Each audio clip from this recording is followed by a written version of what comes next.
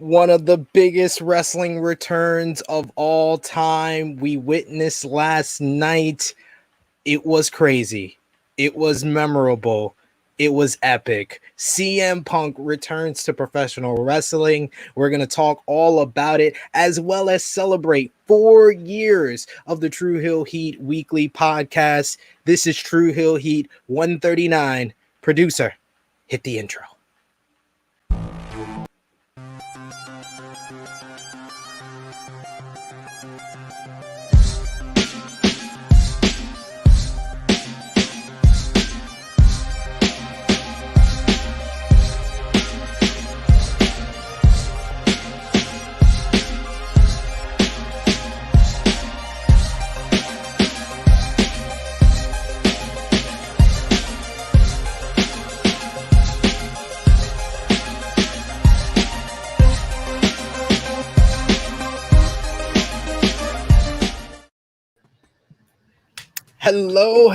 Hello. It is me, your Tru Heel Phenom SP3. We are live on the Tru Heel Heat YouTube, Facebook, and Twitter for Tru Heel Heat 139, our 4-year anniversary. And boy, oh boy, do we have a lot of news to talk about. We're going to talk about all the latest wrestling news, including CM Punk's epic return to professional wrestling on last night's AEW Rampage, the first dance at Chicago's United Center. We even have on location footage of CM Punk's return, all the details on his signing from the post-show scrum. We also got AEW signing another huge acquisition, recap of the Summerslam go home of SmackDown, Impact Resurgence, AAA TripleMania, and New Japan Resurgence, the status of Sasha Banks heading into SummerSlam, preview and predictions of SummerSlam and NXT TakeOver 36, plus much more. We are here with the usual cast of characters and, of course, a very special guest. First up, we have the beautiful, the lovely Miss Krssi Love. Good morning. It's a perfect weekend and day. So excited to see you guys. So excited to see you once again, Miss Krssi Love. Of course, we are also with the resident Tru Heel alcoholic himself, Top Guy JJ. How do we have a better start to our wrestling weekend? Right. How do we top this? Everything else is downhill from here. Look at us matching. Everything else is downhill from here. I mean, come on, anniversary, man. I mean, come on. I don't know. I don't know, boo. I don't know, boo. Like, see, that's how I can give you the usual greeting, man. I was like, what's up with this, man? Give me 2 seconds. I'll be right back.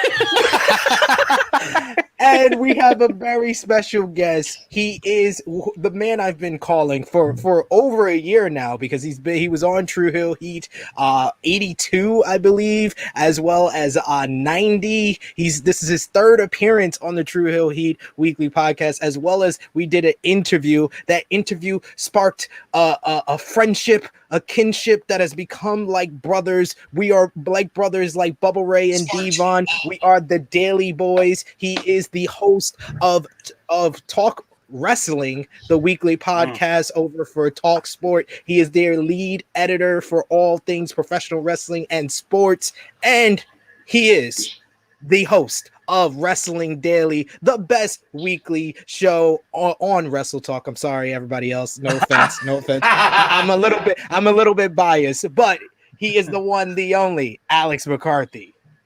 Thank you so much. What an intro, SB3. I feel like you worked on that shit. Thank you very much for having me here today, guys. You know what? I don't do this very often anymore. These like podcast appearance stuff. I'm short on time, but when SB3 comes calling, you pick up the phone, all right? And I'm delighted to be back here on Tru Heel. I love coming on this show. And we love having you. You're one of our all-time greatest guests that we've had on here, personalities. Your insight is always beneficial. We even, speaking of SummerSlam weekend, the first time you were on the podcast, we did a top 10 greatest SummerSlam matches. Yeah. I actually went back and watched that, and I was like, how ironic. We're back on SummerSlam weekend once again, brother. Man, what a lot has changed since then, right? Like, look at us doing our own show and stuff now. Yeah, it's wild, man. But yeah, I'm really looking forward to getting into all things CM Punk. Of course, like I said, I was on the post-show media scrum yesterday where him and Tony Khan were just like Cheshire cats for the most part. So, man, it was it's been real fun, and we got SummerSlam TakeOver yet to happen. As JJ said, man, I mean the deck is stacked for anything else. Dak is done. Dak is done. Throw your hands in, like just throw the hands in already, man. That's it. Just here, guys. Lower your expectations for the rest of the weekend. No, we gotta keep it up. We gotta keep it up at this level. We'll try, but if we fail, it ain't our fault. Something, okay? Hey, bro, there you go. There you go. No, you deserve that coming on there with some stink gray shirt for our anniversary. First of all, it was white. My white one was in the laundry, so I had to wear black. Okay. Now, if you wanted to match, you should have sent me a memo. You know, my mind. We didn't need any memos. See, synergy here. We didn't send each other a memo at all. We didn't even talk. We didn't even talk. We barely talked. Not after last week. We lost the wrestling draft, so we haven't talked to each other since then. 3 flights of steps. You just gave me 2 seconds, and you had to go 3 flights of steps. Yes. We appreciate I had to your go all the way efforts, to the Krssi. basement. Yes. You know what? I love the dedication, though. Thank you, boo. Well, if you're watching us right now and on I had YouTube, to change my hair too. Don't do that. drop us a like, share this video with all your wrestling fans, friends, and family on all your favorite social media platforms. If you're new to the Tru Heel Heat YouTube channel, smash that subscribe button, hit the bell to stay notified for all the great content right here. If you're watching us on Twitter or Facebook, drop us a like, tag a friend, watch along with them, and of course, leave your thoughts in the live chat. We want to hear from all of you guys. If you're watching us on YouTube, you can also donate a super chat. It's greatly appreciated. It helps build the channel and helps us do more live streams. We're on day 6 of our SummerSlam weekly content. We've had live streams throughout the week. Last night, the boys did a Friday Night Warriors watching Impact, Emergence, SmackDown, and Rampage. And you can see Romeo, Chris G, Ness's reaction to CM Punk's return. But we have also some special footage. Before we get into anything, you know, we usually start things with the Tru Heel roll call, but like I said, this is mainly going to be about Mr. CM Punk, and our very own Stat King was live in the building in the United Center in Chicago, Illinois, and here's the entrance.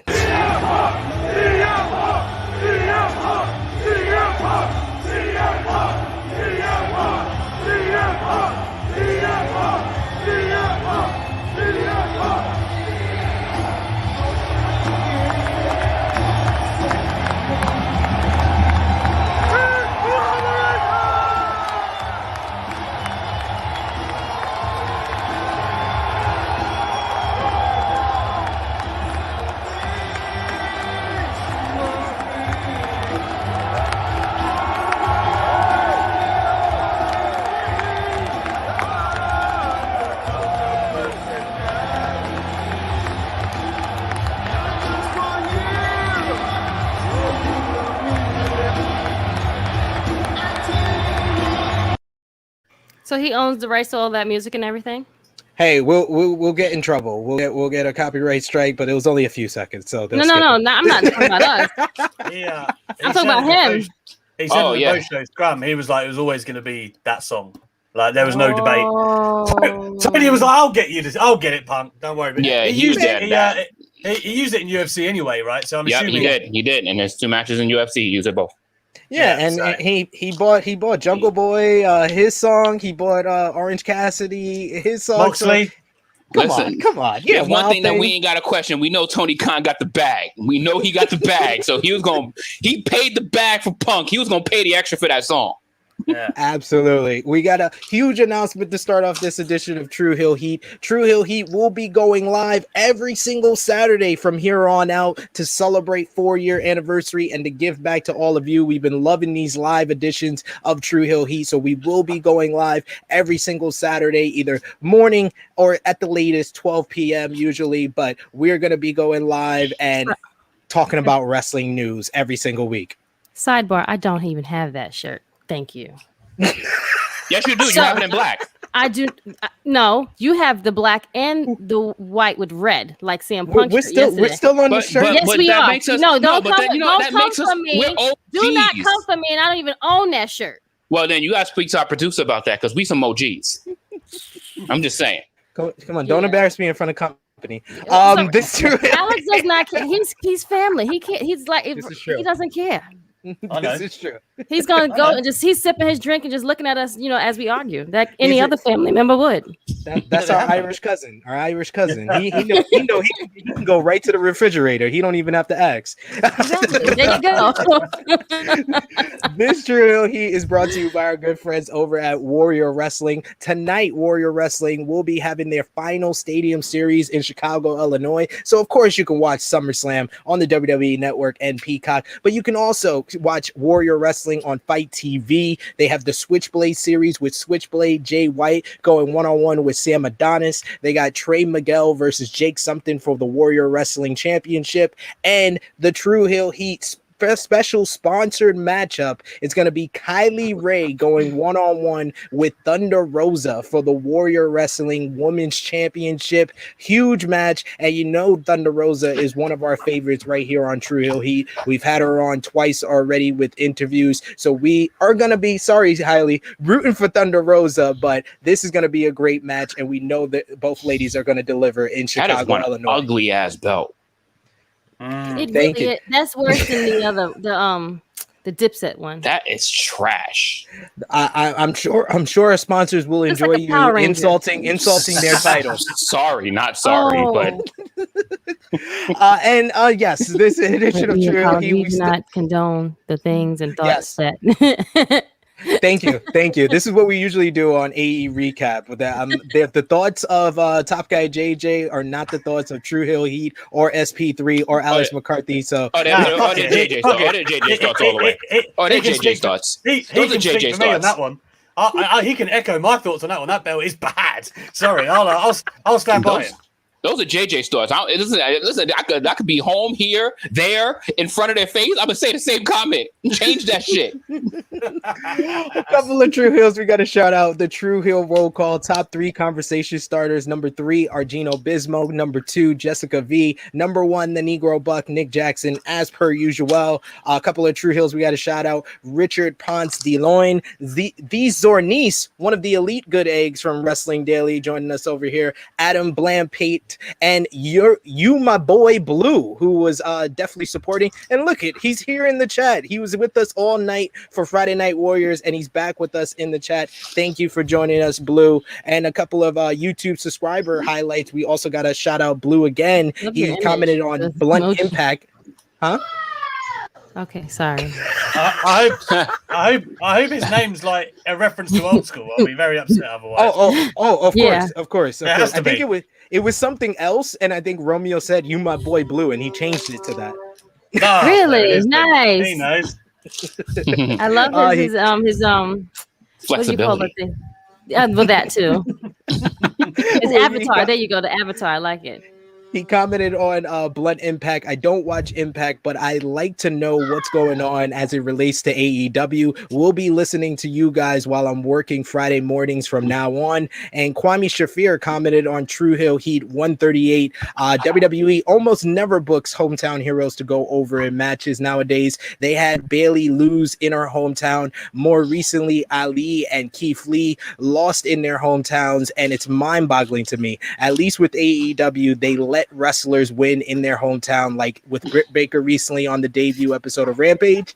And that segues nicely into our top news story, which of course is CM Punk returns to professional wrestling in his hometown of Chicago at AEW Rampage, The First Dance. It opened with a raucous Chicago crowd. The announce team ran down the card and said that we had the most anticipated announcement in AEW history. The crowd then chanted CM Punk, and then the music hit, Cult of Personality played, and the roof went off the building.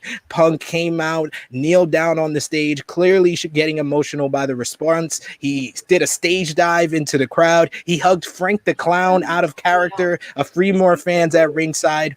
When they returned, the fans were still chanting CM Punk. His first line was to name drop one of the stars of AEW, saying, "You sure know how to make a guy feel like Britt Baker in Pittsburgh." We then got a heartfelt speech for CM Punk. Said there's good news and bad news. The bad news was that he won't get into everything they wanted him to get into tonight, but he has time. He has Wednesdays, Fridays, and 4 Saturdays or Sundays a year. He said the one important thing, if any of his decisions have made anyone feel disappointed or let down, he had to leave because he needed to get out of there so he can feel healthy mentally, physically, and emotionally. And that was the best thing he could have done, because that was saying sorry without saying the word sorry or apologizing.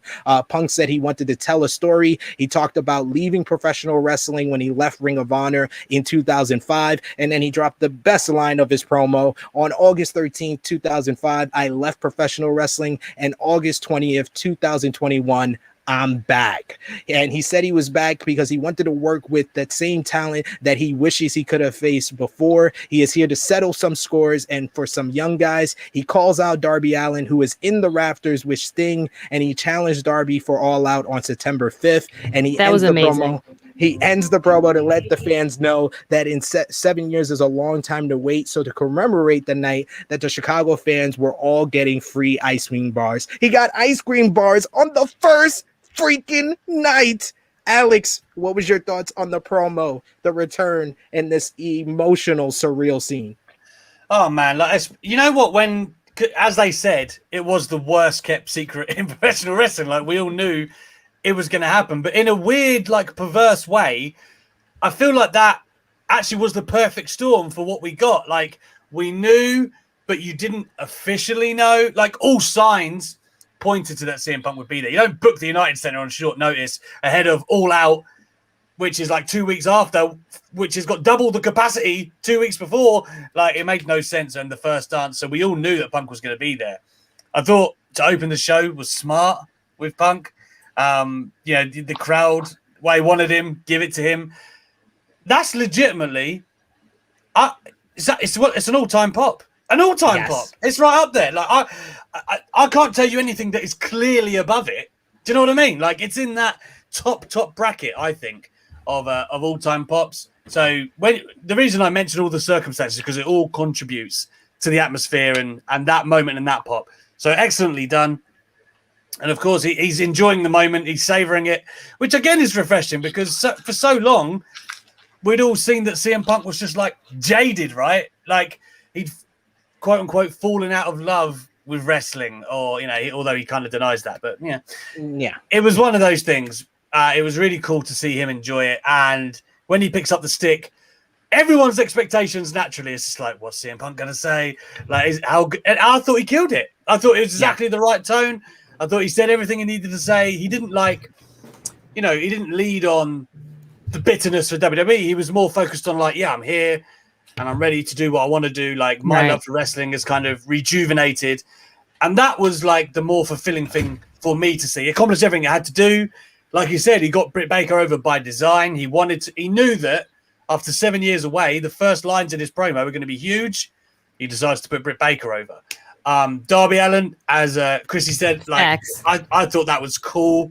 Like, when they're in the rafters, and Darby Allin's face paint, by the way, it was amazing. Oh my god, that was lit as anything, man. That was the best thing. You didn't even have to look at him. You just saw the side, and it was like, oh my god. Yeah, the detail on it, I was like, oh, right. Darby got this. He came out with that was the best dress. Look at that. Look at that. That's his best dress outfit right there. His face paint. You don't need clothes on. There you go. Darby's blue eyes as well. Like, the visual was just great.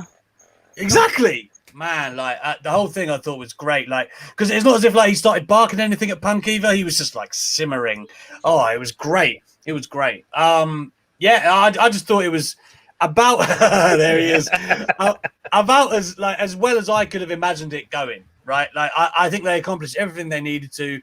Punk looked like he was thoroughly enjoying himself, man. Like, I think they said they wanted to give the fans something, right? It was like the biggest moment in their history, and he had no plans on disappointing anyone, said Tony Khan. And I don't think he did at all. I thought it was incredible. Incredible. And like you, to echo what you said, they did it the right way because they were able to sell out the United Center because they let the news out, but it was still a surprise because they never said it on camera. So I think they got the best of both worlds. That was the best possible way they could have done it. And I mean, I was definitely satisfied with what happened. One of the greatest wrestling moments that I've probably had in 20 years since like the Monday Night Wars, honestly. Like that felt special and it was surreal, honestly.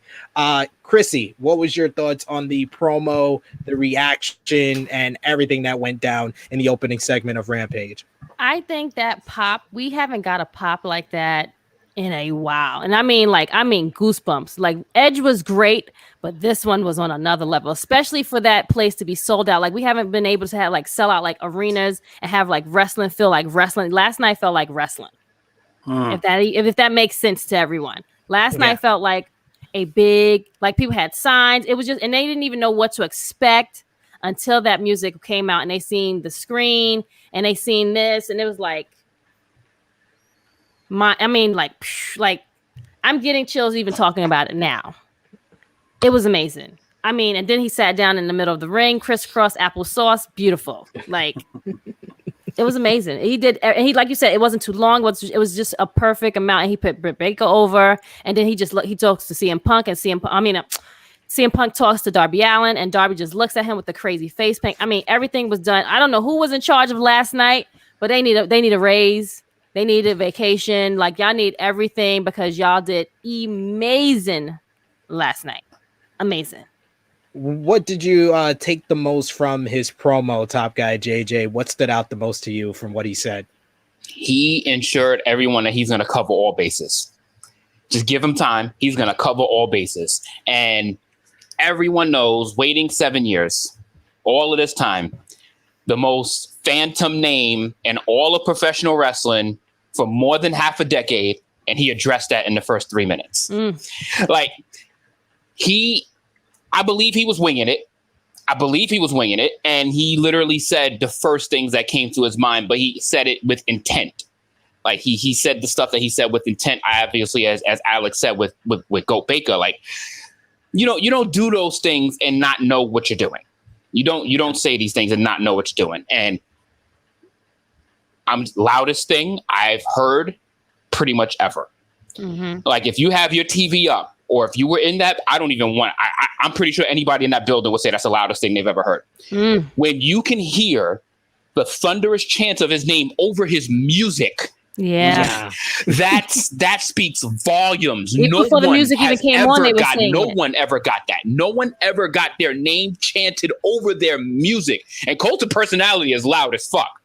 So when you CM Punk like over that, their lungs were probably gone in the first like they can't 12 minutes of the show. Like their first 12 minutes of the show, their lungs were gone. Like they had nothing left. Their wind capacity was completely gone, and it was very well heard. That shit was incredible. And seeing like this was the most anticipated wrestling return I would say in history. Like when you go to arena after arena from city to city and you hear CM Punk chants, whether you're in New Orleans, whether you're in Atlanta, whether you're in Indianapolis, whether you're in New York, whether you're even when you're across the ocean, when you're even in the UK over there, and you hear CM Punk chants over there, this has been something that people have been dying for, and it spoke, and literally it spoke for itself. It spoke for itself on its entrance. That was probably the most incredible thing I saw. And so I had to rewind it 30 seconds because I just turned off of that awesome like finish between Reigns and Cena. And it's like literally switching right off. And I was like, fuck, I missed it by like a couple of seconds. So I had to rewind it. And I was like, oh yeah, they know what they were doing. They were getting all the wrestling eyeballs. And I can't wait to see what that Rampage rating looks like because wrestling's landscape is definitely starting to shift. I wish I was there, man, so I could actually calibrate. Like I was there for Edge's return and I was there for the Hardy Boys return. And at the time both happened, I thought, oh my God, like that's the biggest thing I've ever heard. Right. but like through the TV, although this isn't a fair gauge. Yes. I feel like this is the biggest. I don't know. This is the biggest. Yeah, I would. I mean, I saw the Hardys returning that, and my God, we were there, and we were there in Florida, and that shit damn near popped out eardrums. But that once you heard the static scream, it was over. It was over. Like honestly, and it's no matter what you felt about this guy, no matter what you saw, as soon as that man walked out, people were crying tears. Like it was Michael Jackson or something. Their hero just came back. Like their hero is here. Like my Messiah is here. Like this is what people have been earning for. They've been yearning for something. Put like you know what's the clear eyes or whatever? Oh no, them shits with tears. No, those were tears. Those were tears. Those were strong tears. Like how would he know people would get the camera on him? He didn't know. He people look at the areas of where they want to sit at to make sure that they get the camera. You know that. They look for their tickets to do that. That was real. That was real. That was That's because honestly, man, being from Chicago, these guys are probably all from Chicago. Most of them, few of them probably traveled. Like this is their hero. Like this is their hero, other than Michael Jordan, Kanye West, and like that's their hero, man. Like that is their hero, and for him to show up in the first minute of the program. Perfect time, man. As soon as the Rampage music was over, that generic music, all you heard was CM Punk,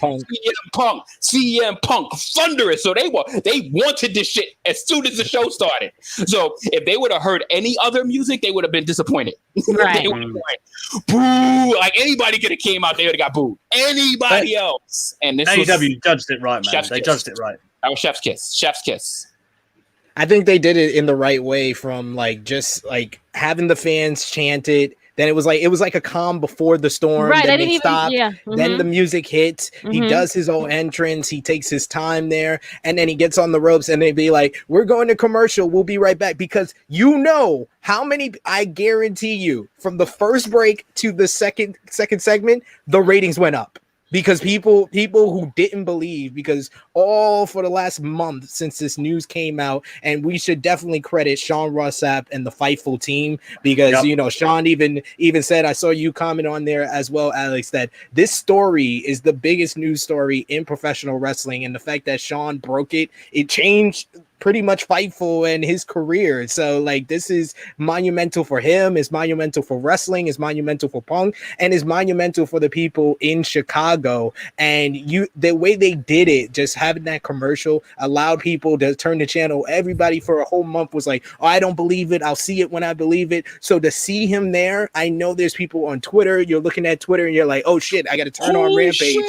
I got 90 seconds, y'all. Let me hit my boys up. Let me hit my yo Punk is on TNT. Turn to TNT right fucking now. I don't care what you're doing. You could be having sex. Turn to TNT right now. It don't matter. CM Punk is on television. Alex, where would you say it ranks right now, from just a last night it happening to where you are right now? Where would it rank in the greatest professional wrestling returns of all time? Oh, man. I mean, it's fresh in the memory, man. So like, I don't want to do like recency bias or anything like that, but I just feel like it was a perfect storm, being that it was like Punk, not just the fact that it is Punk 7 years, but in Chicago, but with AEW. Like, right. I think it's bigger in AEW than it is in WWE in a perverse way. Even if WWE had done like a bigger arena, I don't know, like this whole circumstance and how much buzz AEW has generated, right? Because their momentum without Punk is still big. And then you add him to that mix, it's like a whole nother cocktail. I just feel like it's the perfect storm that's happened here. Because you look at other returns, we mentioned Edge and the Hardy Boys. They were the same thing in the sense that people suspected, less so with Edge, but Mike Johnson all along was like, it's happening. It is happening. Right. So we were like, okay. And with the Hardy Boys, it was like, are they? But then they wrestled like that day, or they'd had an appearance that day. Yeah. I remember getting in an Uber in Orlando, and it was like, oh, meet the Hardy Boys. I was like, oh, I guess they're not turning up. We were at that meet and greet. Me and JJ. Yeah, we went to the barbecue. Went to the Hardy barbecue. Yeah, yeah, that's it. I remember looking at the flyer in the Uber, and I was like, oh shit, maybe they're not coming. Like I'd been convinced that they were, and then sure enough, they come out, and it's just an amazing like. And I think both of those meant a lot, but there's just more emotion attached to this one, which is harsh to say on Edge because he battled back from retirement, same as Daniel Bryan did. And, that's real serious shit. But I don't know, man. Like, I can't think of much more of a perfect storm than what happened last night. Honestly, I can't. I totally agree with you about if it's bigger that he went to AEW than coming back to WWE. It's because AEW is pretty much is what Punk's personality has always been. It's going against the grain. It's being a professional wrestling fan, the anti-authority, the anti-establishment, which is WWE. Him going there, it means so much more. And that's why so many people have been, on social media talking about how huge and how monumental this is for Tony Khan and AEW in general, because they can say they are responsible for bringing the love back. Like you said, Edge and Daniel Bryan, they lost their careers. Their careers got taken from them, and then they were able to come back. CM Punk, his love for professional wrestling was taken from him, and it was due to Tony Khan in his prime. Yes, in the middle of his prime, right? Like this guy had to walk away, and that's kind of what he was saying on the scrum last night. He was like, I don't regret it, but at the same time, like he knows he lost his best years, which is kind of sad when that's all that he loved. He pulled the trigger at 35 years old. Exactly, that's kind of sad, man. Like, and I saw other people going, "Oh, The Rock when he came back in 2011 or whatever it was, right, for Mania," and they were like, "That was a monstrous pop." I was like, "That's not the same. I'm not the biggest rock mark you'll find," but I was like, "It ain't the same." Like, come on now. Like, there's so much more emotion and circumstance attached to CM Punk.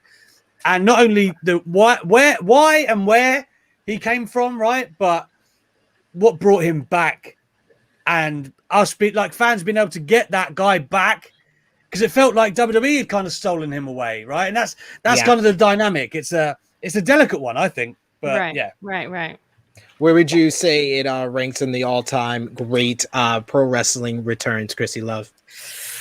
That gotta be it's the top. It's the top right now for me. I've got to say it's definitely the top one, because we've seen a lot, but this one is just all the meaning behind it. Everything that, like you said, certain people left because they had injuries, things like that. He left because of the love of what he was kind of almost pushed out per se, maybe made him sick. That's what he said. Yeah, it made him. That's sick. What he said. Right. That's his own words. It was his health.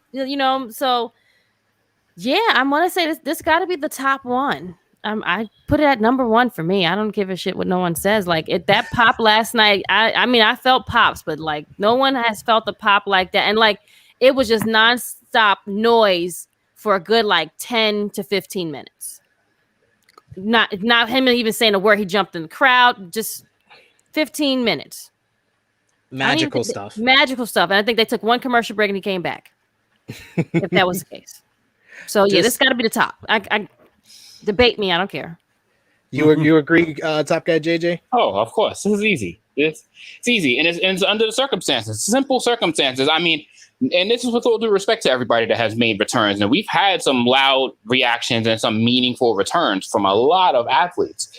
But when you leave because you despise a place and it makes you lose the reason that you want to do what you're doing, it's like you quit your job because of the people around you really made you hate it. Right. And then you just had a whole nother group of people. It took years that gave a whole nother energy, gave a whole nother perspective, gave you basically all the freedom that you need, and said, you know what, we're setting this stage up for you. We're setting this up for you, and whatever it is that we're open. Probably they went into that with open ears and probably did most of the listening, and just literally just fed him what he needed to hear for him to start to grow that passion and love back. Like for some weird reason, when he went to WWE backstage, when he did all that nonsense, like the talks were so they were cold. It was so cold. Like, it just literally like, all right, he's back. And then it's just like, all right, he just like back to a regular talk show. There was no meaning behind it. Right. And that's what he literally said on the oral session with Renee Young, with Renee Paquin, with Renee, and basically saying he's not a writer, but he needs to hear stuff that is enticing, intriguing, stuff that he is willing to work for long term for, not for some one storyline and then he's done and then he's back to Ryback storylines. Like he didn't want that. He wanted to save himself from garbage and from mediocre stuff. And clearly the roster that this place has, mediocre ain't seeing him no time soon. Nope. So absolutely, like, yeah, top above all of the returns. I mean, above Edge's, above Bryan's, above obviously the many returns that like Hogan did.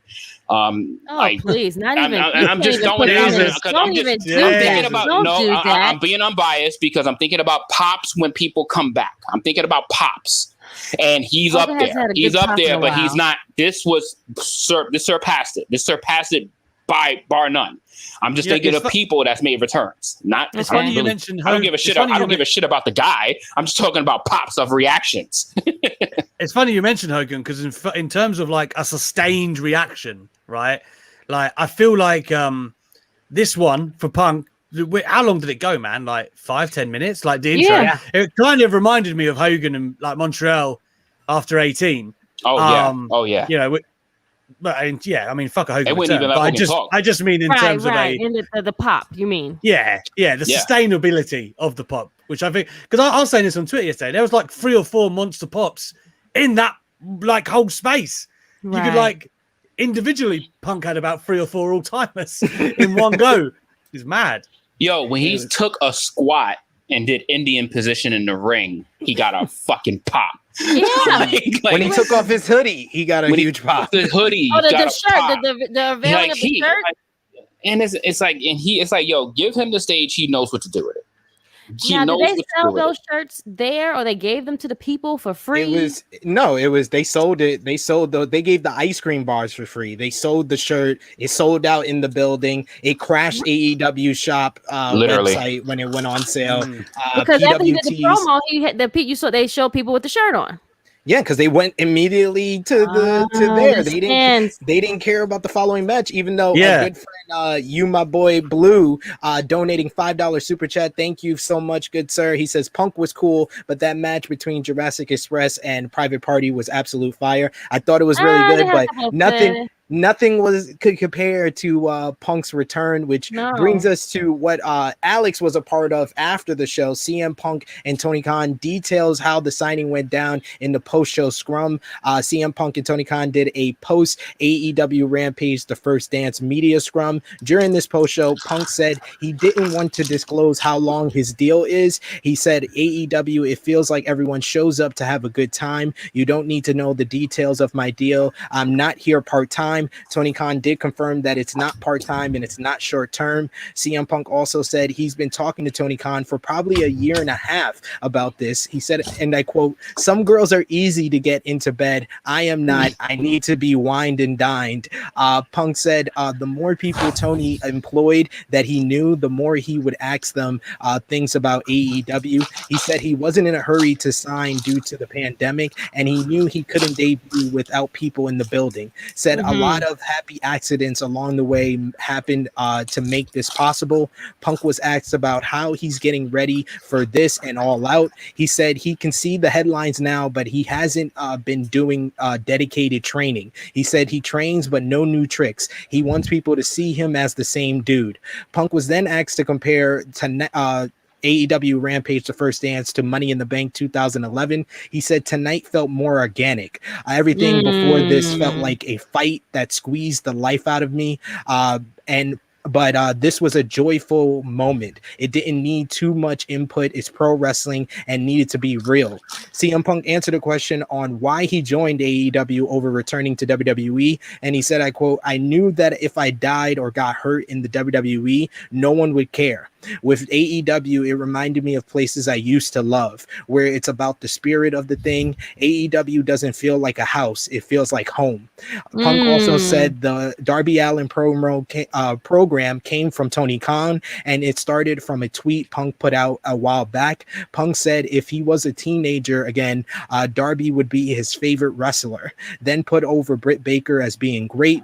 Punk said that there is a time and place to be deadly serious about this business. Said that the people in charge back in the locker room, letting people make their own mistakes and not punish you. He feels nothing but joy backstage in AEW, and everyone in the back here wants everyone to succeed. CM Punk said AEW didn't have to prove anything to him. It was more about him being open to it. He wanted to dip his toe in with WWE backstage, and he blames Renee Paquette for him returning to wrestling because she encouraged him to do backstage. Tony Khan said that he and CM Punk have been in talks for nearly 2 years in exchanging ideas, talking about plans, and planning out the first dance at the United Center in Chicago. And Tony would have never brought Punk in without fans to witness it. CM Punk and Tony Khan laughed and said this was the worst kept secret of all time. Punk told his wife and just told other people he couldn't talk about it.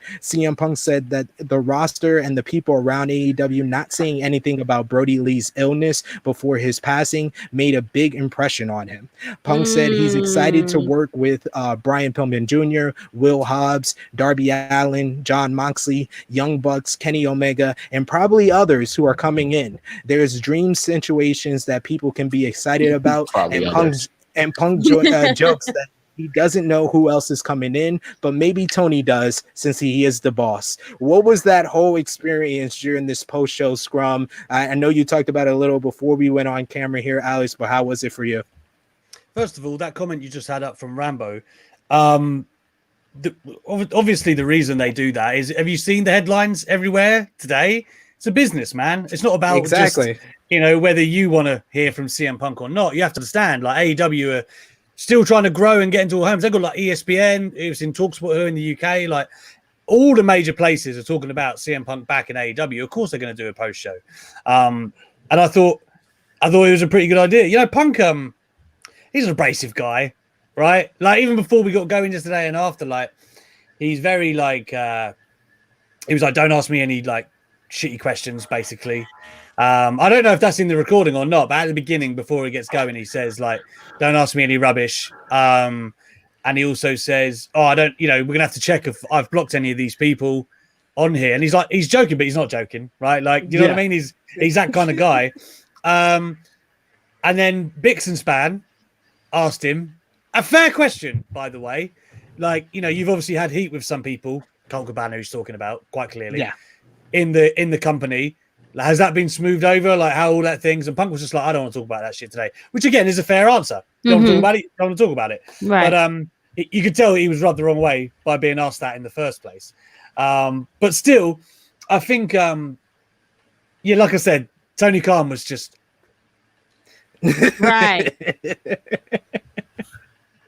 The happiest man there has ever been. Like, he literally couldn't keep the smile off his face the whole time. CM Punk just took the first half an hour questions, and Tony was kind of chiming in here and then and joined in the second half. It was mostly about how they did it. And Punk just seemed happier. That's all I could really take from that. I've seen all these interviews. Even do you remember going back to what's the weekend they have? With Conrad. Starcast. Yeah. Why did that elude me? Anyway, I remember going back to that and watching that, and you could tell that he still had some kind of like, whenever talking about his WWE stuff, but he could actually talk about what he likes in wrestling again. Talking about the hit list that him and Tony have put together that he wants to work with is very important, really.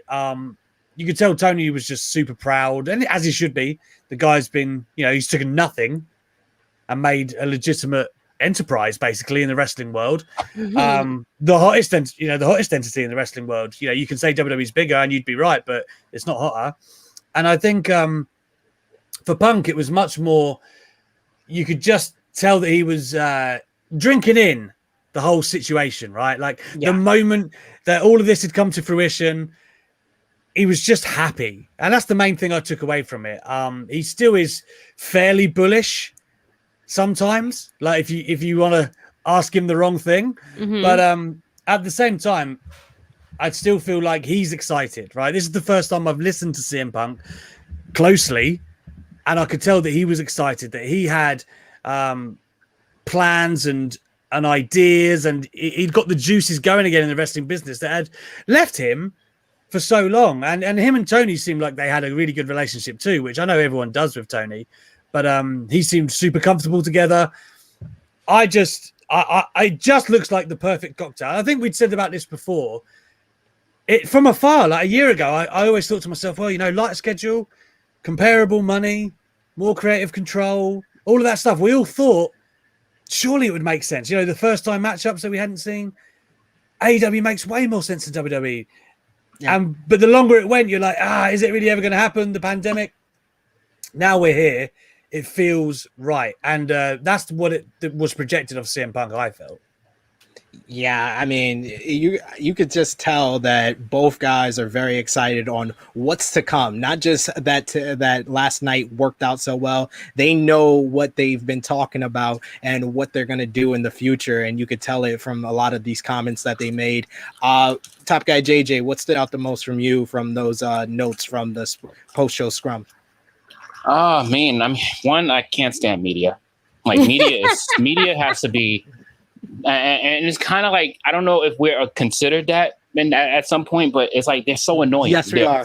Like, it's beyond annoying because you're going to experience what you experience, and then you're going to ask him about beef. Like, you're going to ask him, like, the first thing you reach for is negative shit. And if you want to know what this is about, can the man at least enjoy the fucking night? Right. Like can he enjoy that? Like, that was the most WWE shit that you can get from an interviewer. It was, it's mind-boggling. And honestly, not to take shots at like Bix in particular, but like that's kind of like his wheelhouse. You know what I mean? Yeah. Like there's some people in the media. If I could have predicted who would have asked that question, it would have been him. Which, like, in and of itself, I think maybe AEW should have called a different number. I don't know. Yeah, I mean, it's just like what the hell? Like, that's dumb. That's just to really. He had the greatest return in pro wrestling history. Right. I don't care what kind of journalist or what kind of answers you're trying to get out of an interview. You should at least feel that and know that this just happened. Feel that energy from him. Yeah. Ask him about what he sees in the field. Like, ask him like questions that he can enjoy. Right. But if everybody's asking that question, somebody's got to ask it. Give the man his fucking roses. Can he have those? Can he have those for a night? Like, I think a JJ's night? right. Like, you should have been able to read the room, though. Like, that's all I'm saying. Like, I personally wouldn't have asked Punk that question. Right, and that's all I'm saying. Like, you know, like, why you ask? Why? Why you got to be the dick to ask these questions? But all fairness, though. But and to kind of go back to that comment a few minutes ago, Punk can talk for hours. Yeah. And Punk is going to know what he can, and Punk is going to know what is viable to talk about during an interview, and then when he goes in front of a live crowd. Like, the shit that he's going to say in front of a live crowd is going to be a lot more dramatic, it's going to be more punchy, it's going to be more one-liner, it's going to be quicker. The interviews is a more thought-out, dragged-out process. You ain't going to have no interview in the ring. Like that. You ain't going to have that type of post-show in the ring, because you're not going to have the man have a cut of promo for an hour. That's not going to happen. You're going to get bored to death. So it's best to get those intermediate questions and that stuff out the way while he's in a post-show setting, which everybody wanted to see. So let's get the cheap stuff out the way. Let's get the quick stuff out the way. And when he gets to that ring, we know we want to hear the meat. We want to hear the drama. We want to hear the shit. But not their post-shows. Like, the fuck?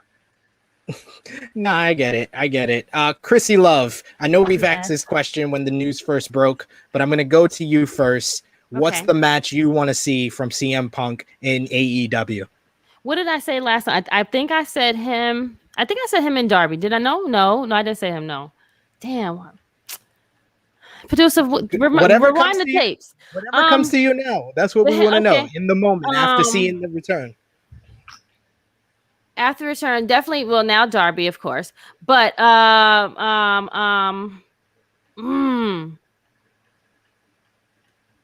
Get obvious, girl. John is good too. John, just get obvious. Yeah, John. John Moxley. Yeah, John Mox. All right, top guy Eddie JJ. Kingston too. Eddie Kingston would be bad. Yo, any building, any arena, any setting, any place in the world, CM Punk and Kenny Omega will fill up anything you put that shit on. The promos that they would give, anything.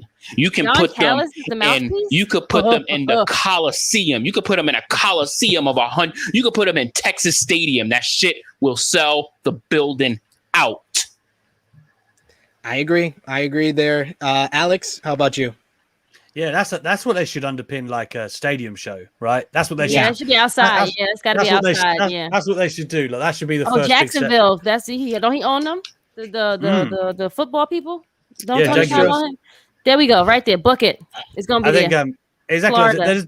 There's a ton of them where I'm like, oh yeah, like Punk and MJF would be amazing, right? Or like, there's a whole load of different ones like that, but.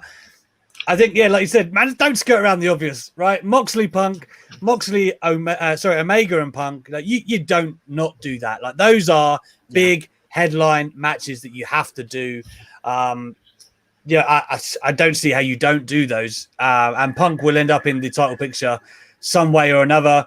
We don't know what's going on with Daniel Bryan and Adam Cole, but like you don't not do that either. Those are good ones too. Those are good ones. I think on paper, like if I'm just thinking from a program, MJF excites me a lot. Like just the mic battles and the story you could tell there.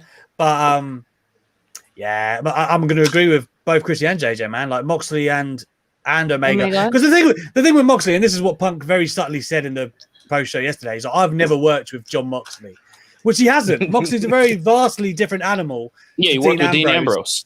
Exactly. It's very work with the shield running buddies. In a WWE setting, nonetheless, right? That's a very different that controlled shit to work than AEW. Yeah. So I think that's something, man, right there. Like dive into that, like the origins of that story where Punk was the guy who kind of was the brainchild behind your break, the place you found fame, and now you've both taken that.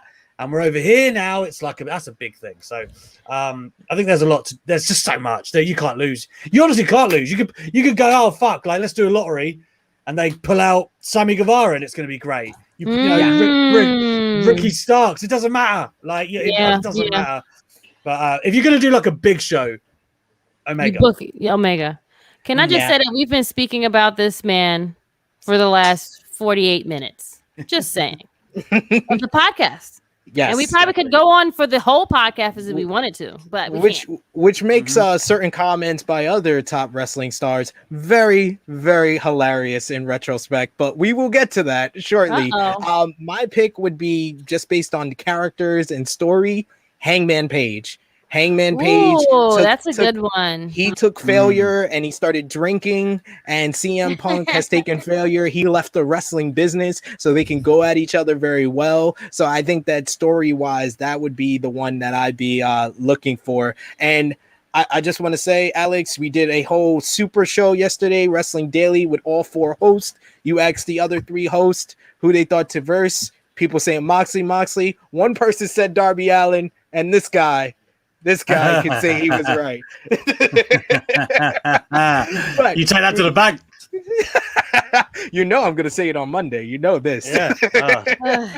But yes, we got to move on to what we missed with the rest of the show. Keep on putting your thoughts on CM Punk's return, as well as the huge weekend ahead with SummerSlam and NXT TakeOver 36. We're gonna talk about both of those shows shortly. We also are going to talk about a couple of comments made about CM Punk earlier in the week for sure. But first, we're going to get to what we missed. Remember to drop a like on this video. You can share it on all your favorite social media platforms. If you're new to the Tru Heel Heat YouTube channel, smash that subscribe button, hit the bell to stay notified. More live content coming up tomorrow. We're going live tomorrow at the same time, 11 a.m. Eastern time, with our SummerSlam roundtable review, and going live after NXT TakeOver 36 with a live roundtable after that as well. We got Steve Monkman saying first time with us. Hit that subscribe button, good brother. Welcome to the show. We have these live Saturday podcasts every week now. Tru Heel Heat 140 next Saturday. We go live, but you can join us, and we have a bunch of live content throughout the week. What we miss, of course, we had Rampage. Besides the first dance of CM Punk, there was also Jurassic Express defeating Private Party to move on in the tag team eliminator tournament. You had Jade Cargill defeat Kira Hogan, and Jon Moxley defeated Daniel Garcia in the main event, followed by Darby Allin, Sting, Kingston, and Moxley beating down 2.0 and Daniel Garcia. Over on the SmackDown side of the ledger, there was Roman Reigns and John Cena. They had their final face-to-face ahead of SummerSlam, where Roman upped the ante and said that if he loses on Saturday, he will leave the WWE, followed by Cena showing that he could roll Reigns up for a 1, 2, 2.5, because it wasn't a 3 count. It was more like a 2.5, but it was supposed to be a 3. And, Reigns looked confused. Cena also said that the contract that he signed doesn't really count in court, which was the whole basis for the match. So I was very confused by that as well. But there was failing. The writers are failing us. That was never a fucking 3, by the way, in a million years. Yeah, I want you to recover this one because this one was bad. And Pat McAfee was like, that wasn't even a 3. Like, he didn't even try and sell it. Yeah, he was just like, that wasn't a 3. I love Pat McAfee. I love me some Pat McAfee, boy. He is the best commentator in wrestling right now to me. Because Cole was like, he's trying to get the 3, and Pat was just like, nah, man, that ain't no fucking. At least 3. At least he like still kind of keeps it real. Like, nah, son, like let's just be. He's real a fan. He's a fan commentating, and that's what I love about him, yo. I love that about him, yo. Exactly. You could still tell he's got the fandom in him. It hasn't been swept away from him, and I want him to keep doing that, especially with his Nakamura celebrations as well. And Steve Monkman, Baron Corbin. That's fucking one of my bum ass Baron Corbin. Look at bum ass Baron Corbin. And yes, Steve Monkman, I am the same guy from Powered 4 and Sports Keto Wrestling and Wrestling Daily every Monday and Wednesday with Alex McCarthy. You can subscribe to those channels as well if you like what I'm saying. So appreciate it. Also on SmackDown, there was Edge cut a nice promo hyping his match with Seth Rollins, teasing that he has been driven to the dark side and that his blood has run black, which set up later in the night that Seth cut his own good promo, and Edge interrupted with the Brood music, which popped me. And then we got a bloodbath. It would have been cool if they had dropped the fucking beat, right? Like we had the pipes, right? We had the pipes. Just come on, man. But you drop the beats when he's coming out. Yeah, right. I hope it was like an omen. I love the arena aura. Like it was like this prelude to the shits. Like I liked it. It was very well executed to me. That was pretty damn cool. I need the beat's too hard to not. Oh, that beat is fucking vicious. That beat is vicious. Yeah, I can't hold you there. I see a lot of people on Twitter didn't really make the connection between the black heart and black blood either, right? Yeah. A lot of people were like, oh, it looks like oil, or like, oh, it doesn't even look like. So basically, you just didn't listen to his promo at all. Yeah, I was like, listen to the promo at all. That's the whole point. Exactly. I was like, wow. But do most of the time, do they though? Like, we will, but sometimes that's why we got to keep the fans in line, because it's like, they'll complain of like, yo, why was it black? Yo, it's supposed to be a brood bath. It's supposed to be blood. Somebody was like, he bleeds black. He found right. They can't show blood on TV. Like I was like, that's not it. It was the color. Just hear the promo. Had a point. Just hear the damn. All you got to do is hear the promo. Just hear the promo. Just listen to the promo. That's it. Just listen to the promo. That's it. Listening is a hard comprehension sometimes. I did like I want them to do Edge with the Brood entrance. Come through the fire. We can hear the and then you can hit his regular music. Like give us that. Give us that tonight, please. Yeah. That shit hits, Joe. That shit hits. We had Impact Emergence last night as well. Christian Cage defeated Brian Myers to retain the Impact World Championship. Ace Austin beat Sami Callihan, Moose, and Chris Sabin in a Fatal 4-Way #1 contenders match. So it will be Ace Austin versus Christian Cage at Victory Road for the Impact World Championship. This past weekend, it's been a busy week of professional wrestling. New Japan Resurgence was on last Saturday. Hiroshi Tanahashi defeated Lance Archer to win the IWGP US Championship. Tomohiro Ishii defeated Moose in an absolute banger of a match. Jay White beat David Finlay to retain the Never Openweight Championship. The Good Brothers beat Jon Moxley and Yuji Nagata, and after the match, they were confronted by GOD. And in the biggest news of the show, Will Ospreay made his return with the original IWGP World Heavyweight Championship and claimed to be the real world champion, and called out Shingo Takagi, Jon Moxley, AEW, and said he is staying in New Japan Strong instead of going back to Japan. We also had AAA TripleMania on Saturday. Kenny Omega defeated Andrade to retain the AAA Mega Championship. Lucha Bros beat Brian Cage and Black Taurus and Vikingo and Laredo Kid in an awesome three-way match to retain the AAA World Tag Team titles. And Psycho Clown defeated Rey Escorpion in a mask versus hair match. Top Guy JJ, I know you're a big Will Ospreay fan. What did you think of his return to New Japan? It was kind of sudden. I thought he would have been out a little bit longer. Like I was kind of like very pleasantly surprised when he came back. Mm-hmm. That's my guy, man. So when he made his return and obviously came back with that American Nightmare title. But what, I was like, I stopped. You cannot color me buying that. Like I do not like that title whatsoever, like at all. And that title is fucking hideous. But yeah, I was very pleasantly surprised that he came back. I'm just hope that, he's not Russian. I really just hope that he's not Russian, obviously, since, things are trying to normalize. I just hope that he's not Russian because obviously that's kind of serious with the neck and all of that stuff. So I just hope that he's good, that we can still see the aerial assassin that we know that he is. Like that's all I hope for. His neck's been in bad straits for a long time as well. So I hope it has finally got sorted out. That's what I hope. Right. If he does come to AEW, Alex, who would you like to see him versus there? Ospreay? Oh shit. Yes. Everybody. Ooh. Yeah. Geez, everybody. You can't go wrong. What kind of question is that? Like, you can hard hitting on anyone. Hangman Page. Hangman Page, that's a good one.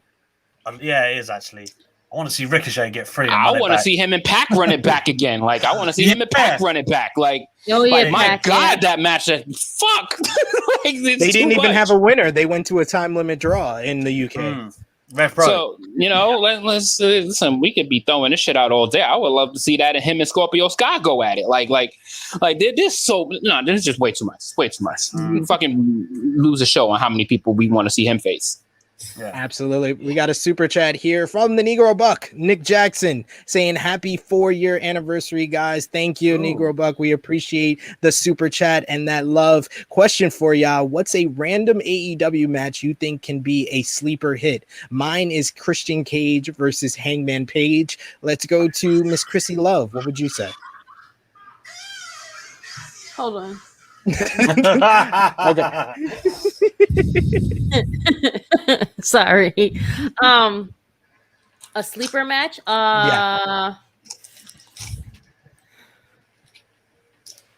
Pac and Darby. Pac and Darby. I think they versed last year. They versed last year at Bash at the Beach, but I wouldn't mind seeing it now. Darby's a lot better now, so it would be a different matchup. How about you, Top Guy JJ? Oh, wow, that's actually a pretty strong one. I was trying to think of people that I would probably like. You know Darby what? And Give me the Dark Order's John Silver versus Malachi Black. Ooh. I love me some John Silver. I'm all for that. Alex, what about you?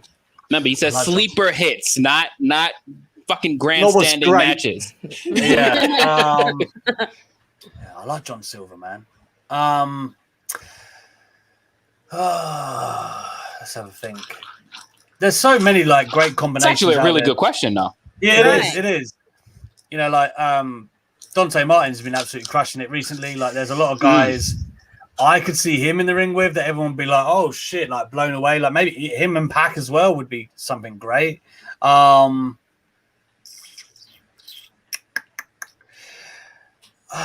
man. I think like a Sammy Guevara and Andrade could be something great. Like Andrade and Mysterio, that series of matches was like ridiculous, and I think Sammy could bring some stuff to the table there. I think Sammy as a babyface has been tremendous since he's made the switch. So I would like to see that. Yeah. I like that. Those are all good choices. Great question by the Negro Buck. Alex, what'd you think of Sammy Guevara versus Dante Martin? I think that's a lot of stuff where my eyes will be going like. I'm gonna go with one he just suggested for Ospreay versus Ray Phoenix. I'm gonna go with Ray Phoenix versus Dante Martin. That would be just high flying excellence. That's how stacked AEW is, because you just forget they got the Lucha Brothers chilling in the tag division. Just pluck them out of and give them a great match against most of the roster.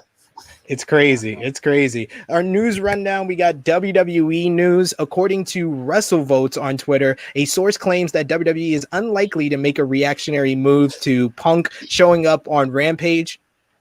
And in other news, Roman Reigns just called out CM Punk in an interview with Ariel Arani on BT Sports. Roman Reigns. Really? He did. Yes. Roman Reigns. This has been a rough week for Roman. Roman Reigns been a rough week for my tribal chief. Yeah, the tribal chief has been fucking rough week for my tribal chief. Yeah, yes, I know. Right. That's my guy. Rough week. Sorry, go ahead. Roman Reigns was asked about the famous comments from CM Punk about part-timers coming in and taking spots from full-time stars, which Roman responded, and I quote, "I can see it from both perspectives, but I think you said it before that the high tide raises all the boats and everybody benefits. So I do think that there's that strange threshold, but I think those statements are coming from bitter people who possibly thought they were better than they really were. When it comes down to it, CM Punk was not as good or as over as a John Cena, wasn't as good or as over or moved the needle like The Rock." And it said this stuff?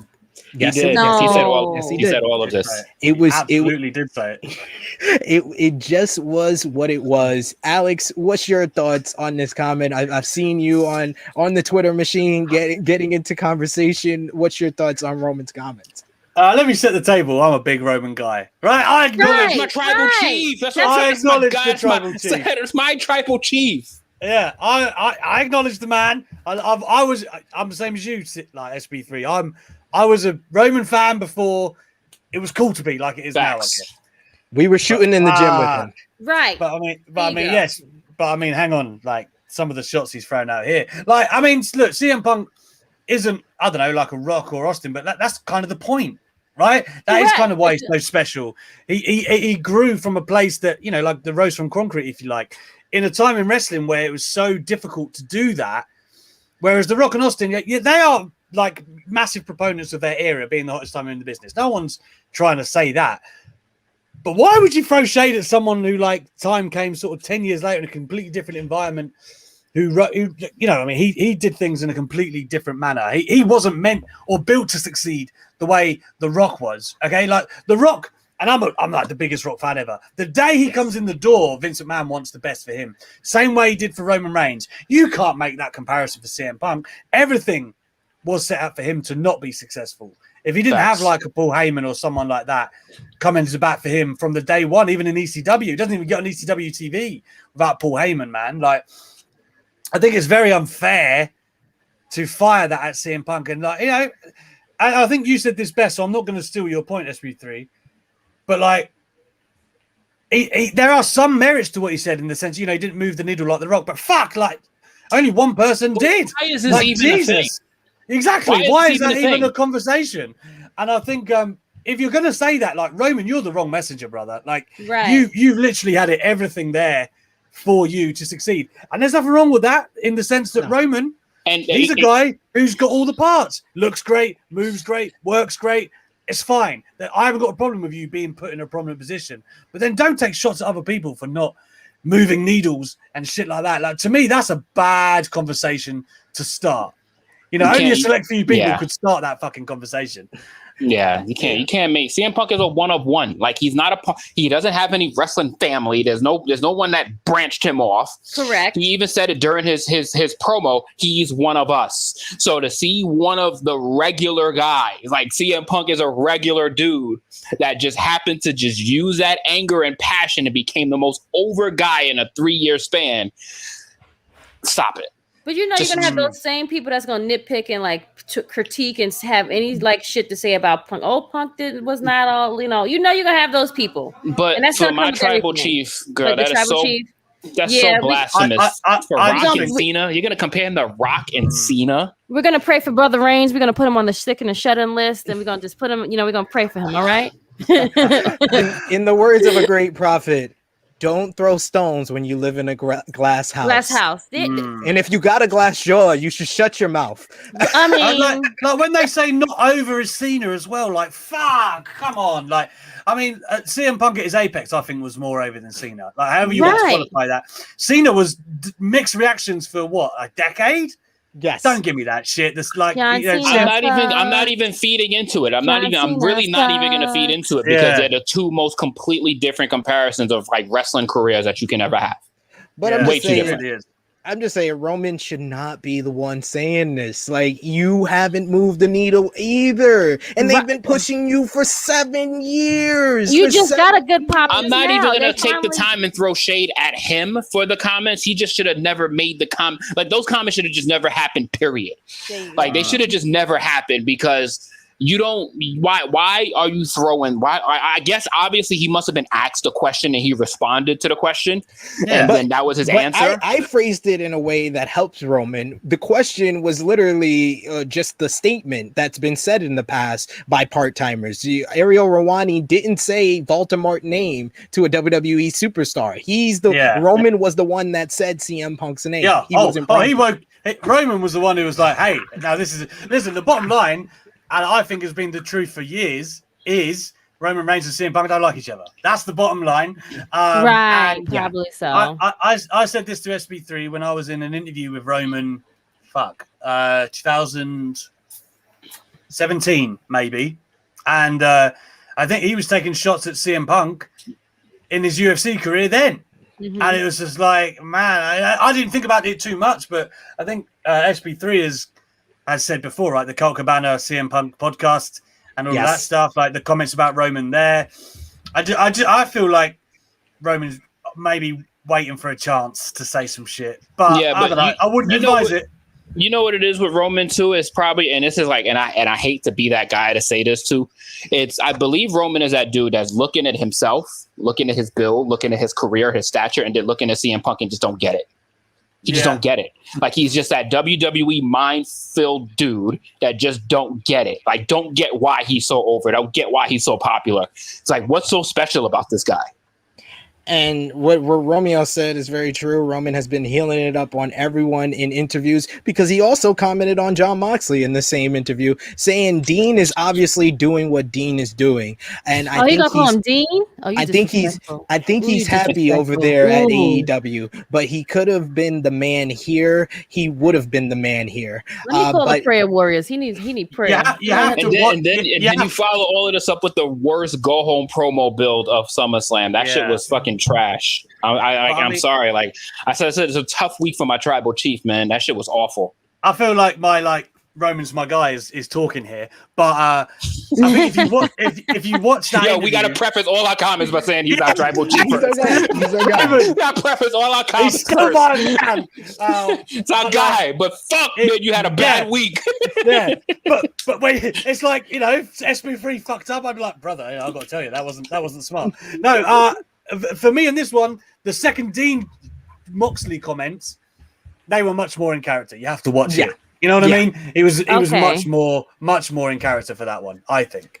Yeah, there was some salt, some real life salt from Joe in the CM Punk comments. This was Not Roman. Joe. this was Roman talking. That's why he referred to him as Dean. He said, but he couldn't because I'm the man here. Seth Rollins is going through the same thing, but he's doing great. I could say that as someone who is doing better than him. I'm the Universal Champion. This is all mine. It's my company, but he's still a great talent who's doing the best work of his career. So I don't really know, man. It was quite the experience to see him out there. It was just words and a whole bunch of energetic words talking about what Cena had to say. Mike Johnson of PW Insider reported that Sasha Banks was not in attendance at last night's WWE SmackDown tapings in Phoenix, Arizona. Additionally, Johnson noted that the word making the rounds is that Banks may have been pulled from tonight's SummerSlam pay-per-view. Alex, what do you think about this report, and what does WWE do if Sasha is pulled? Is it because of COVID? I mean, they were promoting it still hard last night, so I don't think she is. They showed the match on the card for last night, so a lot. So I think it is getting pulled. I understand Mike's speculation, and Sasha wasn't there, and I know there's been some live events problems. I have no idea what those problems are, so I wouldn't want to like recklessly speculate or anything, but I think if they're promoting it a day out, WWE are confident it happens. So I think it is happening. Simple as that. Yeah, I mean, I would hope WWE wouldn't promote a match that's not going to happen. But then again, I remember it's WWE. According to a la Braun Strowman being swapped out the very last minute. According to the Wrestling Observer newsletter, Asuka is not injured and is said to be doing fine. She just hasn't been used for anything on WWE TV lately. It was noted that it's Monday Night Raw. It's Monday Night Raw, yo. It was noted that she was actually at the Raw tapings recently, but went home early since she wasn't being used. New Wrestling Observer newsletter also. Home early. You ain't gotta work. Shoot, let me go home early. Bye. Also, just bench your best female wrestler on the roster. That's it. How the fuck can you not find something for her in 3 hours? Jesus Christ. They found Eva Marie on fucking TV. You can't find something for Asuka? But you got Eva Marie and Drip Drop or whatever her damn name is. Drip TV. The Moist TV. Yeah, right, Moist that's TV. Drip Drop. You can't find a fucking a backstage interview for Asuka or something. No. I was mid swig when you dropped Drip Drop. Yeah. You killed me. He almost had a drip drop. The He had you feeling moist. The Wrestling Observer newsletter reports that one of the reasons that WWE is taping the next several episodes of NXT in advance is because they are planning to use time off to upgrade the Performance Center. This is because WWE's relationship with Full Sail University is over, and the Performance Center will now be the permanent home for NXT. R.I.P. So they can't just put them in small arenas and just have them travel. Right. NXT. This is why they don't understand why they're doing this to themselves with NXT. They're burying themselves with NXT. They're just making NXT just like it was one of the best things. Crash ass CWC. It wasn't long ago that Triple H was like, "No, we will be going back there. Like we've still got a strong relationship." I was on that media call. I feel like Vince McMahon has just kind of gone like to everything. Right. He's just like putting a stamp and just saying no to everything. Like it doesn't want it to grow. Like it makes you money at the end of the day. He was like, not so fast there, fast there, Paul. He got SP with the Matumbo finger. No, not today. According to a report from Fightful, another planned celebrity appearance WWE was trying to put together for SummerSlam fell through. They tried to get Mike Tyson to do like the voiceover for the opening video package, which would have been built around Roman Reigns and John Cena. However, the attempts to get Tyson were not successful. They also tried to get Megan Thee Stallion after plans fall through for Cardi B, and they would have used her for a spot involving Bianca Belair, but WWE sources stated that while it appeared to be a done deal, the company was told last weekend that it wouldn't come together. In better news for WWE, Molly Holly is now working as a full-time producer with WWE, according to PW Insider. Molly started working with WWE in a 2-month tryout capacity over the summer, and according to a report by WrestleVotes, WWE is said to be looking into doing more off-sites events in 2020. This sparked from the recent success that the MLB had with their Field of Dreams game. The idea is said to be in initial discussions, and some ideas include Raw on the Roof, Hammerstein Ballroom, and more direct festival shows like Rolling Loud edition of SmackDown. Matter of fact, they could do NXT at Hammerstein Ballroom. Anywhere but the fucking CWC. Right. Have the shit. It's a shorter drive. Have the shit in a cafeteria Oh, in for Florida. That's why, right? Okay, never mind. Sorry, guys. Hey, Mixed Martial Farts. He says, "What's up, Alex SP3 and everyone?" Hey, man. What's up? And everyone. And everyone. Where do everyone? Where do everyone? It's okay. Hey, he only has a limited amount of characters. No, he don't, because I seen a bunch of damn sentences that was rolled up on here. He just defended it with the whole dialogue about the stupid media stuff, and then you get the "what up, everyone."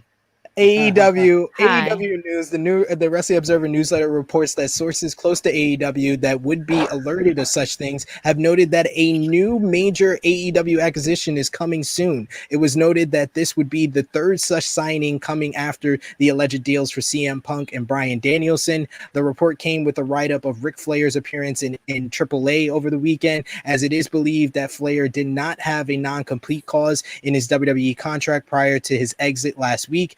However, it is possible that an agreement for his release would include a specific amount of time before he could go to AEW. Top Guy JJ, who do you think this third major signing for AEW would be?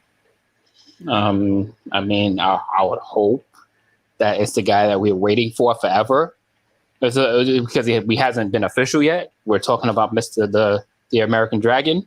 We already said. He said besides CM Punk and Bryan Danielson.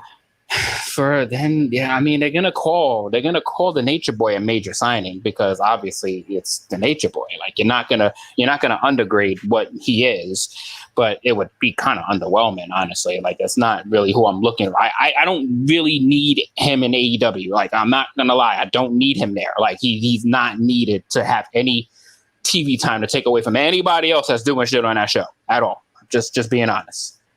Well, what about you, Alex? Who do you think the third signing is? I think Cole. I think it is Cole. The contract. Take. I know. I mean, the contract is up tomorrow, right? The contract been up. Been up. I think it would have been announced. Like, WWE would have taken great pleasure in announcing that he stayed following the talks, if that was the case. I think him signing a short-term deal just to put over Kyle O'Reilly, all of that stuff, and then this meeting with Vince McMahon. But again, exactly what we said earlier about. No, come on now. He ain't blocking shit. I think it's one of those things where, okay, Britt Baker's there, obviously his partner.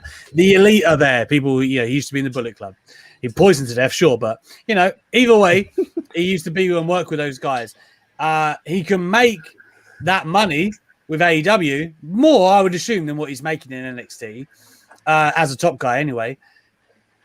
And on top of that, it's one of those situations where we know that despite this meeting with Vince McMahon, I wouldn't trust that shit he says to me as far as I could throw him. Like, if Vince McMahon said to me, and we're going to get you in this great program or whatever, after that, anything could happen, right? So I just wouldn't have faith as someone who is under 6 foot, as Adam Cole most definitely is, that Vince McMahon would treat him or prioritize him. That's the key word. So if I'm Adam Cole, I'm looking at AEW and I'm thinking, that looks like a better setup for me. As close as he is with Triple H, I think it's main roster or AEW, and I think AEW wins that race. Yeah, I would say that if they're talking about a third major acquisition after, Meltzer teased, he was the first person that kind of teased big signings were coming with Punk and Bryan Danielson. He just didn't want to look stupid and say it himself, so that's why that's why others have been able to report it over him. I think that this has to be someone like at the level of Adam Cole, because if it's Ric Flair, I don't think that's as big. Question: would they consider, or would Buddy Murphy be considered a major signing? I would consider him a big signing, but I don't know. From a wrestling standpoint, he's massive. But would they consider that a big signing? I think if they are putting this in the same conversation of Punk and Bryan Danielson, I think Buddy Murphy is Buddy Matthews now. If you haven't seen his vignette that just went up, which was great. I don't think he's at that level. Adam Cole is not from the same generation of independent stars as Punk and Bryan, but he's from that next generation right after them. So he would fit the mold. Or what about Mr. Wyndham?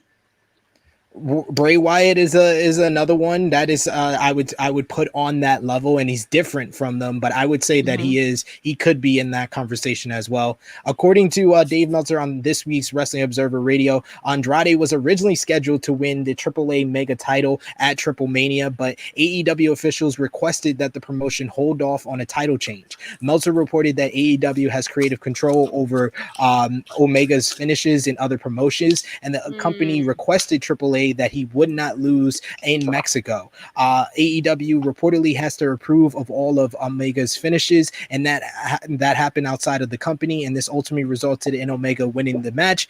And then, as usual, Meltzer retracted that and corrected his report and stating that the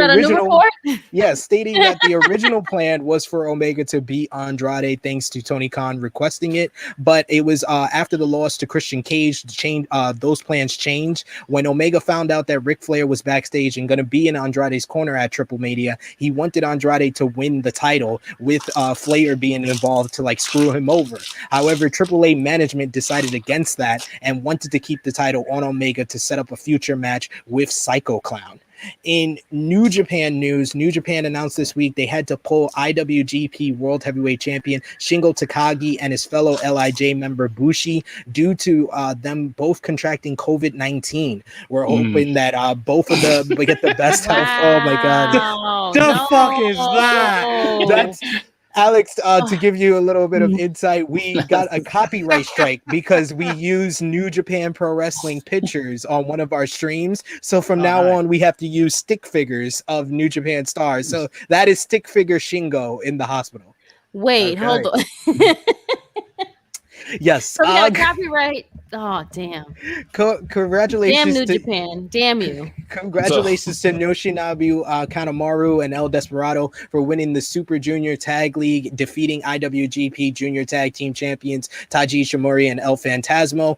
New Japan also announced that there will be a match for the IWGP US Heavyweight Championship, Hiroshi Tanahashi versus the returning Kota Ibushi on the Wrestle Grand Slam show on September 4th. So that eliminates the possibility of Hiroshi Tanahashi being at All Out, some suspect. So we're not going to get Tanahashi versus Moxley that has been teased in the past. And New Japan announced another show, Autumn Attack, in the US, which is going to have Will Ospreay and Lance Archer of AEW, as well as Minoru Suzuki on those cards on September 25th and 26th. And speaking of Minoru Suzuki, Game Changer Wrestling announced that he's returning to work 4 upcoming shows starting later in September into October. So, September 17th in LA, September 24th in New York, October 10th in Atlantic City, and October 23rd in LA.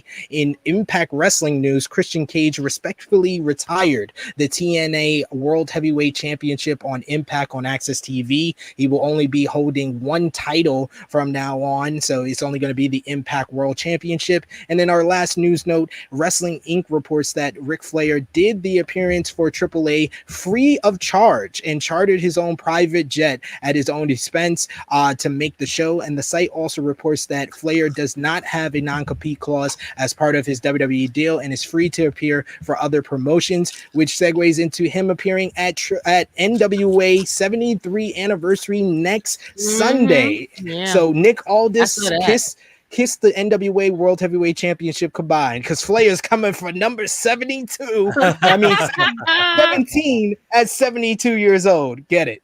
Man, I'm trying to get a Ric Flair interview. I was on to NWA the other day. No.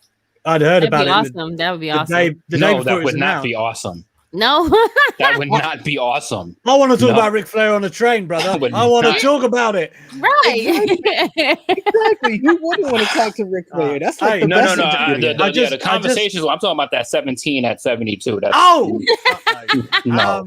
No, I'm talking about him talking to him. That'd be awesome. Yeah, we're talking about Alex getting the interview. Right. I was like, I heard that 17 at 72 just got my head fucked up. So I apologize about because hell yeah, having a conversation with Ric Flair would be awesome though. Yeah, I need to apologize myself because I was in and out of this conversation. You may have noticed I was looking at my phone. It's just blowing the fuck up. And I had I posted the Ali clip earlier. Yeah. And then I had like 80 quote retweets and I was like reading them and everyone's just going mad, obviously. And I was like, okay, well, who shared it? You know what I mean? Someone big must have shared it. And it was Ali. I didn't even tag him. Wow. And he found it. And he was like, and the reason I didn't tag him because I thought he might not want to share this negative story. Oh, he wants to share it. He was like, yeah, story time. So I was like, oh, shit. So please share with everyone watching and Krssi and JJ what Ali said to you in your interview this week. So we were talking about a lot of the change plans. We went into the whole retribution stuff and the hacker. Did you know those hacker vignettes that everyone's excited about? Ali self-produced those at home on his own. He was sending them into WWE like, see, I can do some stuff. But 2019 was a bad year for the dude, right? He was meant to win he was meant to face Bryan at 35. Kofi Mania happens. He then was meant to win Money in the Bank. Day of Money in the Bank, he's told he's winning. Gonna get the briefcase. The entrances happen. Baron Corbin's music is playing. Vince McMahon pulls Ali aside and says, actually, Brock Lesnar's winning. What I want you to do is grab the briefcase, look shocked, and then Brock's going to win. He said, that's what I want to happen. And Ali was like, okay. And his music hits and he has to go out. So imagine you're Ali going from 205 Live to career-changing moment, redemption for WrestleMania, about to be in the world title picture. You're about to go out there full of energy. Vince McMahon goes, oh, before you go, mate, you're not winning. Brock Lesnar. Yeah, to only have the second worst Money in the Bank finish ever. Yeah. Only the second. No. That's the perfect one. Yep. The second worst finish ever. And I think everybody should know the first one. Yep. I have no idea why you couldn't smarten people up. Like, why couldn't you have told Ali earlier in the day? Like, what? He's probably like told his family. He probably told people. Had his whatever. family there, like telling people that this is about to happen. That just shows you how much of a scumbag and fuckboy that man is. We got Brock coming back. Would you love say? To see Vince McMahon's face when someone called him a fuckboy. I'd love to see that. He'd be like, a fuckboy? Who are you calling a fuckboy, Krssi? You motherfucker, you. You. Don't make me get Sam Jackson on your ass. You motherfucker, you. No, not today. So we come to our preview and predictions, our final segment here. We're going to run through the card of both major shows for this weekend. Tomorrow, NXT TakeOver 36. We're going to start with that one because that's the shorter card.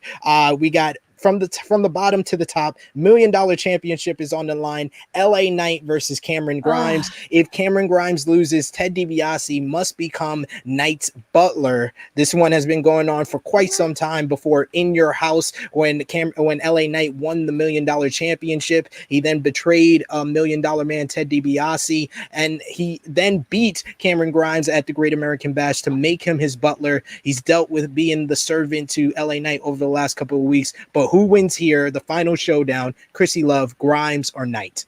Grimes should have won from the get-go. So I hope Grimes win because he should have won from the get-go in first place. So here we can go to the moon. Hello, duh. You had two other billionaires go to the moon. He wanted to go too. Shit. But yeah, he should go. He should win.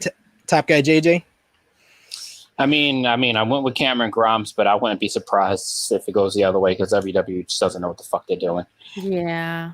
True. But yeah, I'm picking Cameron Grimes up, but I'm picking Cameron Grimes because it should have happened, as Krssi said months ago. Who you got? You got Alex. And we got Alex in stitches today.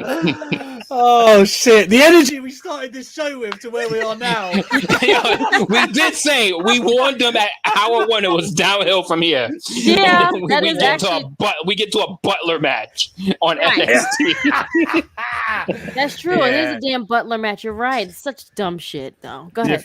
Different fucking world. Hey, Marcus. No, it's different once we start talking WWE. That's when shit becomes different. I'm going, Alex. Yeah, I'll keep it simple. I'm going Grimes. I feel like Krssi and JJ, man. Like the story's been done. Get great. Grimes should be the one who wins here.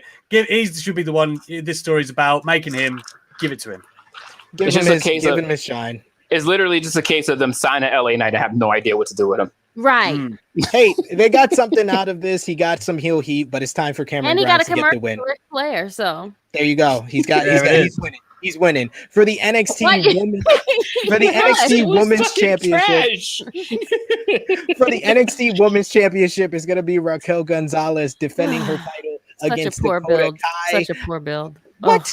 I think this has been the best build, honestly. You think so? Yes, I don't think it gave him enough shine, but go ahead, friend. Hey, Dakota Kai turning on Raquel Gonzalez was a good moment. Dakota Kai betraying a friend. That's what she does. Yes. And they've had good promos over the last couple of weeks. She had a great explanation explaining their long journey, their 18-month relationship. Until then, they had great intensity in their sit-down interview this past week. And all the other builds have been totally shit the bed, honestly. Like you just said with Grimes and Knight, and we'll get to the rest of the builds, but this one has just been kept simple, so it's been the best. So I am going with, in this one, Raquel Gonzalez. I think it's WrestleMania 11 all over again. Alex, who you got? I want Dakota Kai, but it's going to be Raquel. Right. I just think that, from a WWE mindset, which, as we always say, is a fucking dangerous thing to think about, but they are building Raquel. They're who they've got the stock in. I would love to see Dakota get her moment. I just don't see it. Yes. Who you got, top guy, JJ? I went with, I'm going to stick to my guns. I'm going to hope that they just actually make a right decision here and pick Dakota Kai to win this, because obviously it's been the best little build up. It's been kind of small, but it's been one of their best, but at this point, it's like, what else is Raquel there? What else is there for Raquel to do? Except getting that call up. I think it's about that time. She's been running the women's division ever since she started competing single-handedly, and she's done it single-handedly. And now it's time to, take advantage of while she's hot and just send her up to the roster. Like, let Dakota Kai shine here. Let her shine. And get lost in the shuffle. Exactly. Who you got, Krssi? We're not going to talk about that. You have to say that first. We're not going to talk about that. Okay. Apparently, I'm going to try to stay remotely positive during this review. Remotely. Good luck, friend. I'll pray. I'm going to put you on the prayer list as well. Who you got, Krssi? Please do. I'm going to go with Dakota. I think she should win. Even though, Gonzalez hasn't been champ that long, but look at the damn tag champs. They haven't been champs that long either. They flip-flopped and they'll be there for like 2 days, and then you have another champion. So Dakota should win. They've gone pretty long with MSK. The MSK's been booked like John Cena. No, I'm talking about. I'm talking about when the women's champions got. I don't even acknowledge those titles. Why are we acknowledging those titles? Okay, well, we don't acknowledge those titles on this show. I'm acknowledging Krissi's conversation and not those titles. Next up, we got undisputed finale. 2 out of 3 falls. It's going to be Adam Cole versus Kyle O'Reilly. First fall is going to be a traditional match. Second fall is going to be a street fight. Third fall is going to be a steel cage match. I've said this with Alex on Wrestling Daily before. They botched this storyline from the very beginning. They never did any build up to the breakup of Undisputed Era. They just had it be a shock. Then they did their blow off match as their first match, 45 minutes as Stand and Deliver in an unsanctioned match with Kyle O'Reilly winning. The babyface won, so it should have been over from there. But Adam Cole came back. They had their match at Great American Bash. Adam Cole won, and that leads us to this third match, which is possibly Adam Cole's final match in NXT. Probably so, yes. Who you got, Krssi? since Kyle has lost all of them, he probably will win this one. Because he's lost every last one of them. No, he beat him at Stand and Deliver. He did beat him at Stand and Deliver. You're right. Okay, I'm guessing because Adam is going to leave, most likely he will lose. But this build up, this whole I'm sick of them fighting anyway. But they don't really have much other people to fight on NXT. Anywho, so with that being said, I'm gonna go with Kyle. And please let Adam go with his wife because his girl over on the other side of the town. Yeah. Romeo, that's a cool suggestion. It will be a cool finish, but I feel bad for his knees if he's doing a knee drop off the top of a cage onto Adam Cole. Yeah. Alex, who you got in this one? Yeah, Kyle all day. It's clear that, even I was told that months back that Adam wanted to put over Kyle at this event. That was the destination, win the trilogy.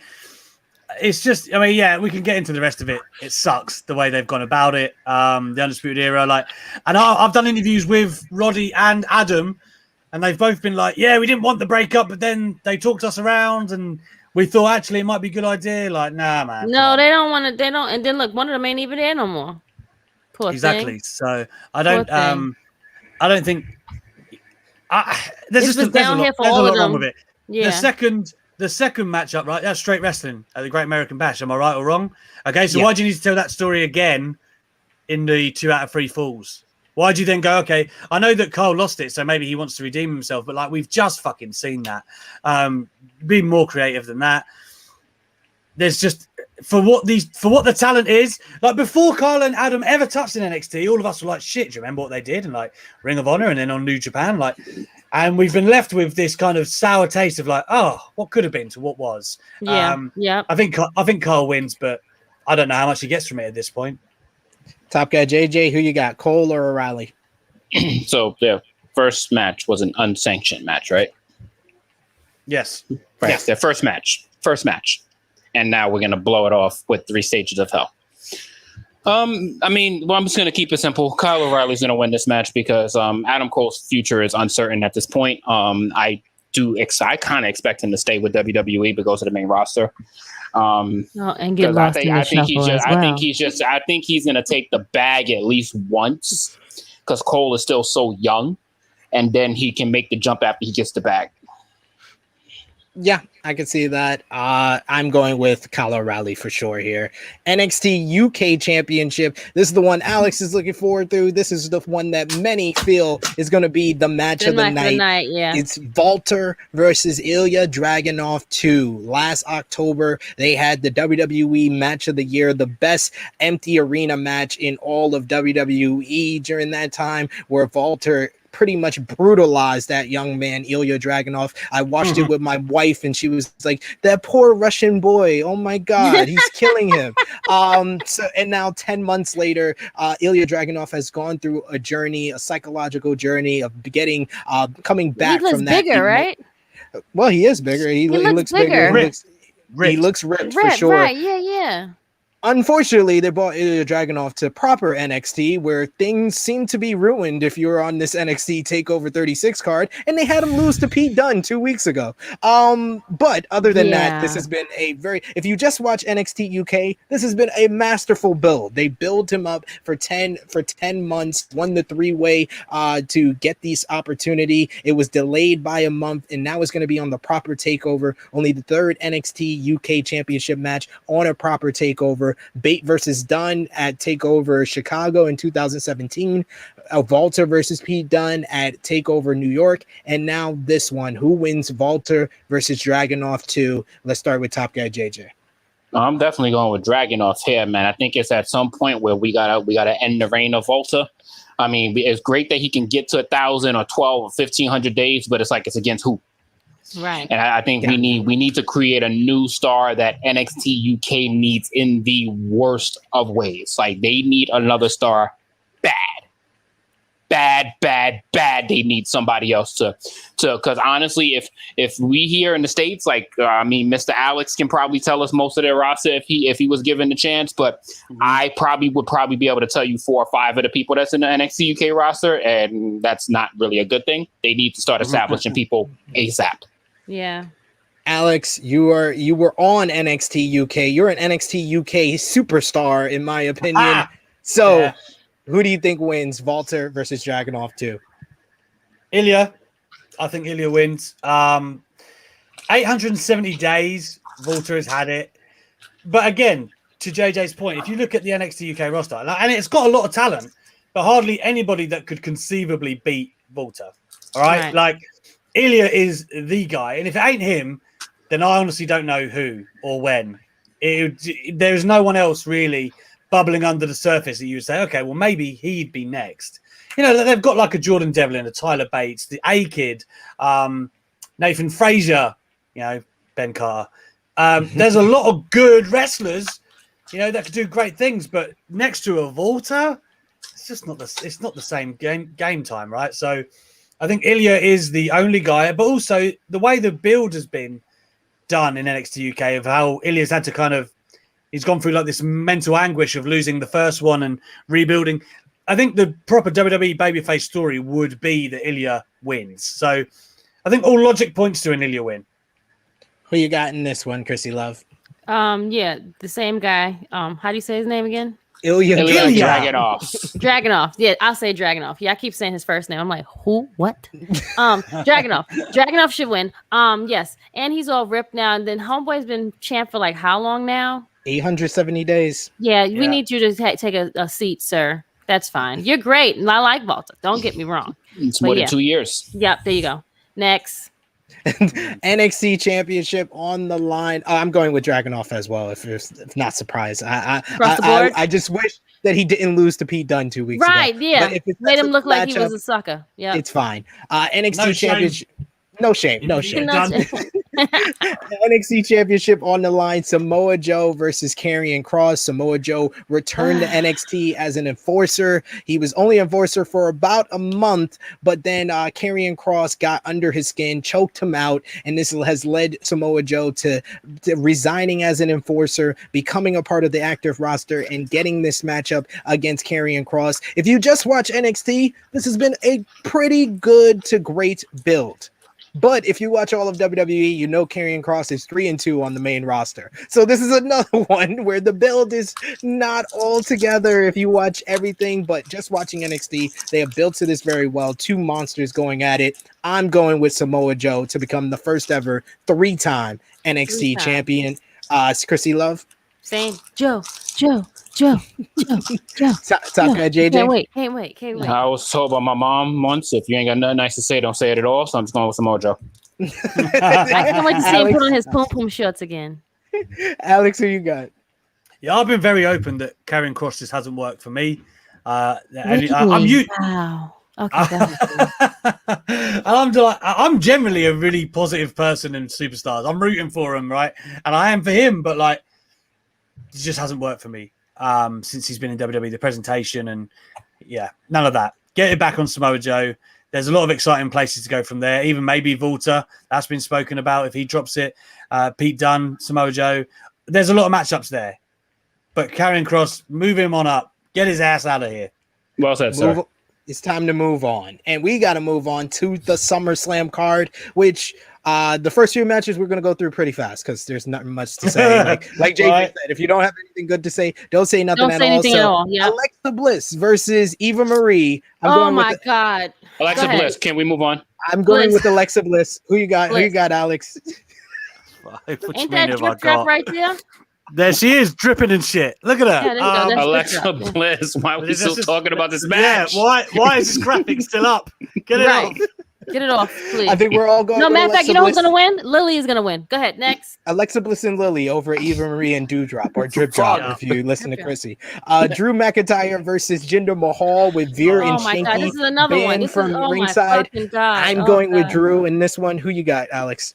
I'm the biggest Drew proponent ever, as we all know, but fucking hell, this is a bad story. This has been wildly terrible. I'm going. Oh, do you know what? I was going to go Drew, but somebody made a good point to me the other day that Jinder's going to win because Extreme Rules is next, and then they're going to do some shit with the sword. So I assume Jinder somehow gets the win.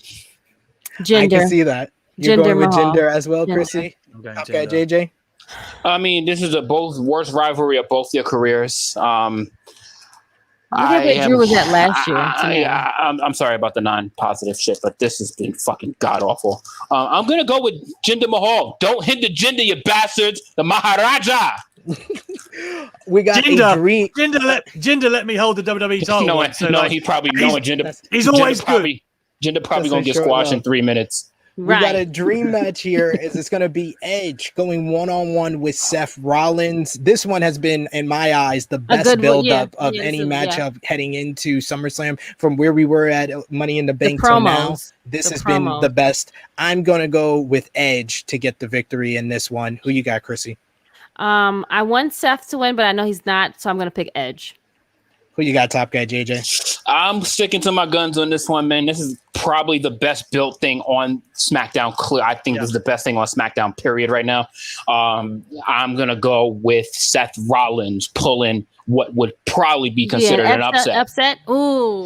Like, I'm going to go with Seth Rollins trying to finish the job. But I do think that this match goes beyond 1-1.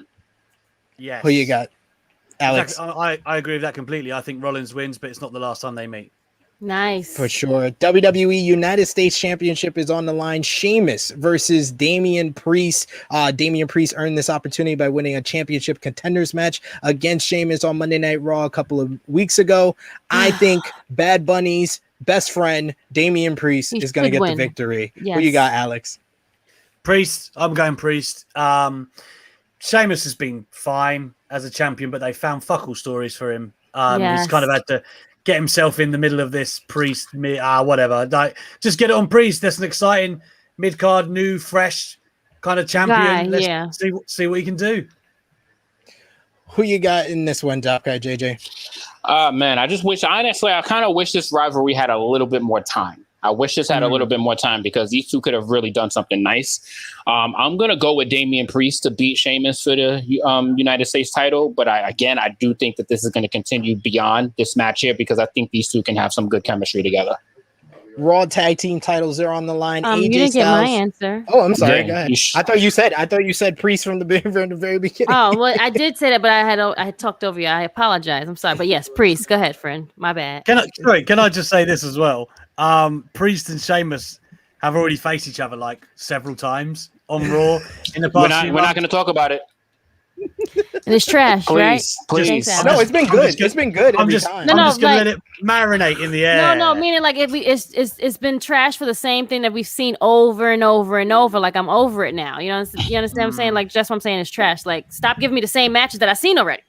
Repetitive 100 times. Correct. Raw tag team championships on the line. AJ Styles and Omos will defend against RK Bro. One of the best things on Monday Night Raw has been RK Bro. I think that they should get the victory in this one. How about you guys? Let's start with top guy JJ. I'm going to go with RK Bro. This is definitely the best thing on Raw, hands down. Like, not even close. Like, literally not even close. So I'm going to go with RK Bro. If they don't, I don't understand what they're doing over there. I mean, I don't understand it anyway, but. Krssi Love? The bromance of RK Bro has to win because then why did they get back together and be friends and get a hug at the end of Raw the other day? So, yeah, they have to win. Alex? Take JJ and Chrissy's answers, amalgamate them together, and make that my answer. I agree. All across the board. RK Bro. The Usos will defend the SmackDown Tag Team titles against the Mysterios, a rematch from the Money in the Bank. Be on the pre-show. Don't be on the pre-show. I agree there. I'm going with the Usos to retain. Who you got, Alex? You said be on the pre-show? I said it better not be. Better not. Oh yeah, it shouldn't be. It shouldn't because it was good. It was a good. Okay, go ahead. Sorry.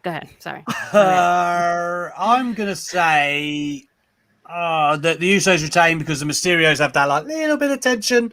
So I think the story there is Ray clamping down and taking away Dominic's PS5 and shit. No pocket money. Go to your room, boy. Go to your room. And I think that's it. Like the obviously the titles kind of mean more in the bloodline right now. So let's roll with that. But I think the action will be great. Who you got, top guy JJ? Yeah, I originally picked the Mysterios until I saw SmackDown. Like I saw SmackDown and clearly this just changing my mind completely. Like completely shifted my entire opinion. So I'm going to go with the Usos retaining because clearly they're going to rush this Mysterio feud. Who you got, Krssi? The Usos, yeah. Go ahead. Nothing else. Raw Women's Championship is on the line. Nikki ASH will defend in a triple threat match against Rhea Ripley and Charlotte Flair. Of course, Nikki ASH cashed in Money in the Bank to win the championship on the Raw after Money in the Bank. And now she defends after losing to both Rhea and Charlotte in singles competition. Did Alex leave on purpose? She lost to both of them. She lost to both of them already. I'm going with Nikki ASH to win this one. That's the problem. No, you said okay. We don't have enough time for you to explain, but okay. Yeah. Top guy JJ, your answer, please, sir. Nikki, because it's Raw. Alex, I haven't got a fucking clue. that's how I feel. Yes. I don't think there's any good answer. You know what I mean? There's nothing good for nobody. The build to this has been horrible. Have you seen John Pollock put out a tweet the other day? Did you see this where he ran down the history of how they face everyone, how everyone, this is the very definition of a 50-50 booking in a triple threat feud. They have all beaten each other. It is so ridiculous. Fuck. Nikki Ash, I guess. I don't know. Because it's Raw, man. It's trash. Okay, this shit is trash. Did you I go, dare Krssi? somebody defend this shit. Did you pick? I'm gonna go with Ripley. Hey, this makes sense. Charlotte might be out the door, and Nikki ASH is the Jediah Steele said it perfectly.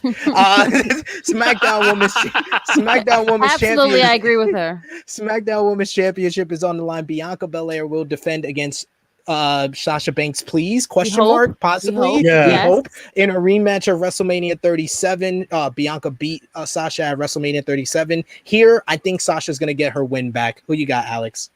Really? I think I could see WWE just going full strength with Bianca Belair. I could see it, but I think Sasha gets the win back. Then they do the trilogy, and Bianca gets the trilogy. That's my thought. I can see that. Krssi, who you got? I was gonna go Bianca. Going with Bianca here, and who you got, top guy JJ? Yeah, I want this feud to go on a little bit longer, so I see Sasha beating her tonight, and it continues. Because they're gonna give us a banger, yeah. I think it's either between it's gonna be great. This match or Edge and Seth Rollins for the match of the night for sure. Me too. Facts. What won't be the match of the night though? Bobby Lashley will defend the WWE Championship against Bill Goldberg. Goldberg returned to WWE just a couple of weeks back and challenged Bobby Lashley. Krssi Love, who you got? Lashley. Alex is leaving because he doesn't want to see. So I dare somebody to defend that spear that happened on Raw. I dare somebody to defend that spear. Yo, Lashley's winning this match, but fuck's sake, this shit is yo. Yo. Yo.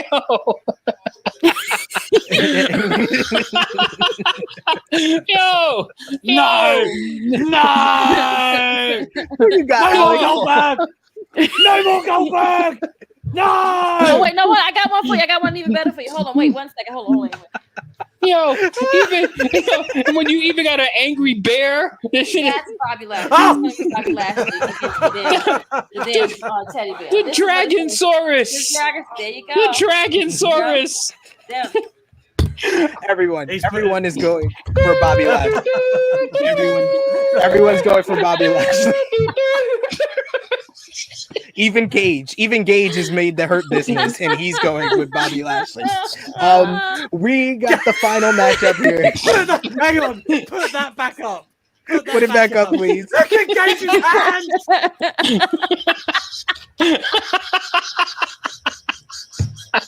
Oh, he had gloves on. What the hell? Broke everybody.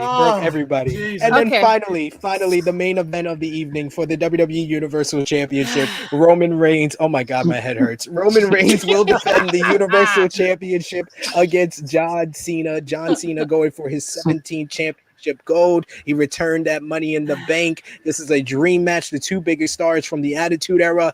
I am going to acknowledge my tribal chief. He is not leaving the WWE at SummerSlam, so I think he gets the victory. Who you got, Krssi? Tribal chief, of course. Even though he's on a sick and a shut-in list right now, but yes. Top guy, JJ? Yeah, man, I was on my tribal chief before this dumbass stipulation, and now clearly the stipulation makes it all Roman. Like, I wanted maybe to guess about this, but it's not going to happen at this point. and Alex. I think in their minds, strange minds, they think this is going to add like a layer of suspense to the match, but it does the total opposite. Like if we already knew that Roman was going to retain mostly, and now even more than ever, I think that's the case. So yeah, I don't think it's worked the way they thought it would. Roman's going to win. Roman all across the board, similar to the other main event. Bobby Lashley all across the board. That is all for SummerSlam and TakeOver 36 preview and predictions. I think we're in tune for two major high-profile, top-notch shows from WWE over this weekend. So, of course, you can watch it all on WWE Network and the Peacock, whichever you got. It's going to be great. We want to thank Alex McCarthy, our very special guest for our 4-year anniversary. As always, you were a top-notch guest host to have on. Please let the people know where they can find you and Teddy Alex on social media and anywhere on YouTube, sir. He's the biggest Goldberg hater in the world, is this guy. This guy. So yeah, you can obviously always find me at talksport.com/wrestling. That's where all my interviews are gone. I've had a real busy week this week. I just dropped a pod today where, oh my God, the guest list was like, I think we had 9 interviews on it. Wow. We had Samoa Joe the other day, but on this SummerSlam special, I think we had Volta and Dragunov are both on it. Roddy Strong's on it. Charlotte Flair, Seth Rollins, Bobby Lashley, Ali. Like, man, it's just absolutely stacked. So check that out if you can. Of course, on my Twitter, you see it right there. That's where I post all of my exclusive video clips, all of that good stuff, the Talk Wrestling podcast. But if you want to see me on screen with my brother SP3, you catch us at Wrestling Daily, which is on obviously YouTube, and we go Monday to Friday with that shit. 8 p.m. UK time, 3 p.m. US Eastern. So yeah, there's a bunch of ways you can indulge yourself with myself and the wrestling coverage. Of course, he is the face of UK wrestling media, soon to be the face of all wrestling media. Krssi Love, where can they find you on social media and the Tru Heel Heat YouTube channel? I'm the sensationalist Krssi Love. You can find me with my good brothers every week on our show, which is Tru Heel Heat. Happy birthday, boys. I love you. But I am on Facebook, IG, Twitter. It's Krssi Love _ just Miss Krssi Love and Crystal Lynch. And Top Guy JJ, where can they find you here on social media and the Tru Heel Heat YouTube channel? Yo, the fact that the Dragonsaurus and a teddy bear made this show is fucking awesome. Okay, I'm just fucking awesome. But on Instagram, you can find me at Tru Heel _ Top Guy JJ, and on the YouTube channel, you can find me each week with these awesome people here on Tru Heel Heat with SP and Miss Krssi Love, and sometimes some really great special guests, and on some roundtables, which we should be having some very interesting roundtable discussions this weekend. So let's get it. So you probably catch me on those as well.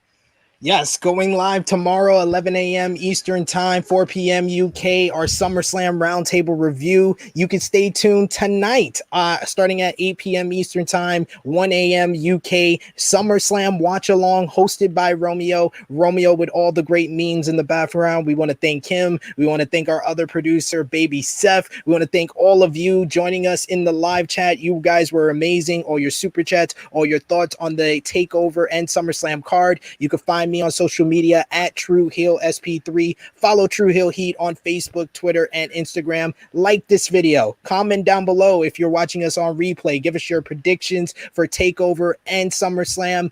Share this video with all your wrestling fans, friends, and family. If you're new to the Tru Heel Heat YouTube channel, hit the subscribe button, hit the bell to stay notified for all the great content. So for Alex, our special guest, for Miss Krssi Love, for Top Guy JJ, it is me, your Tru Heel Phenom SP3. Thank you for celebrating our 4-year anniversary of our podcast. This has been Tru Heel Heat 139. We are signing off until next time.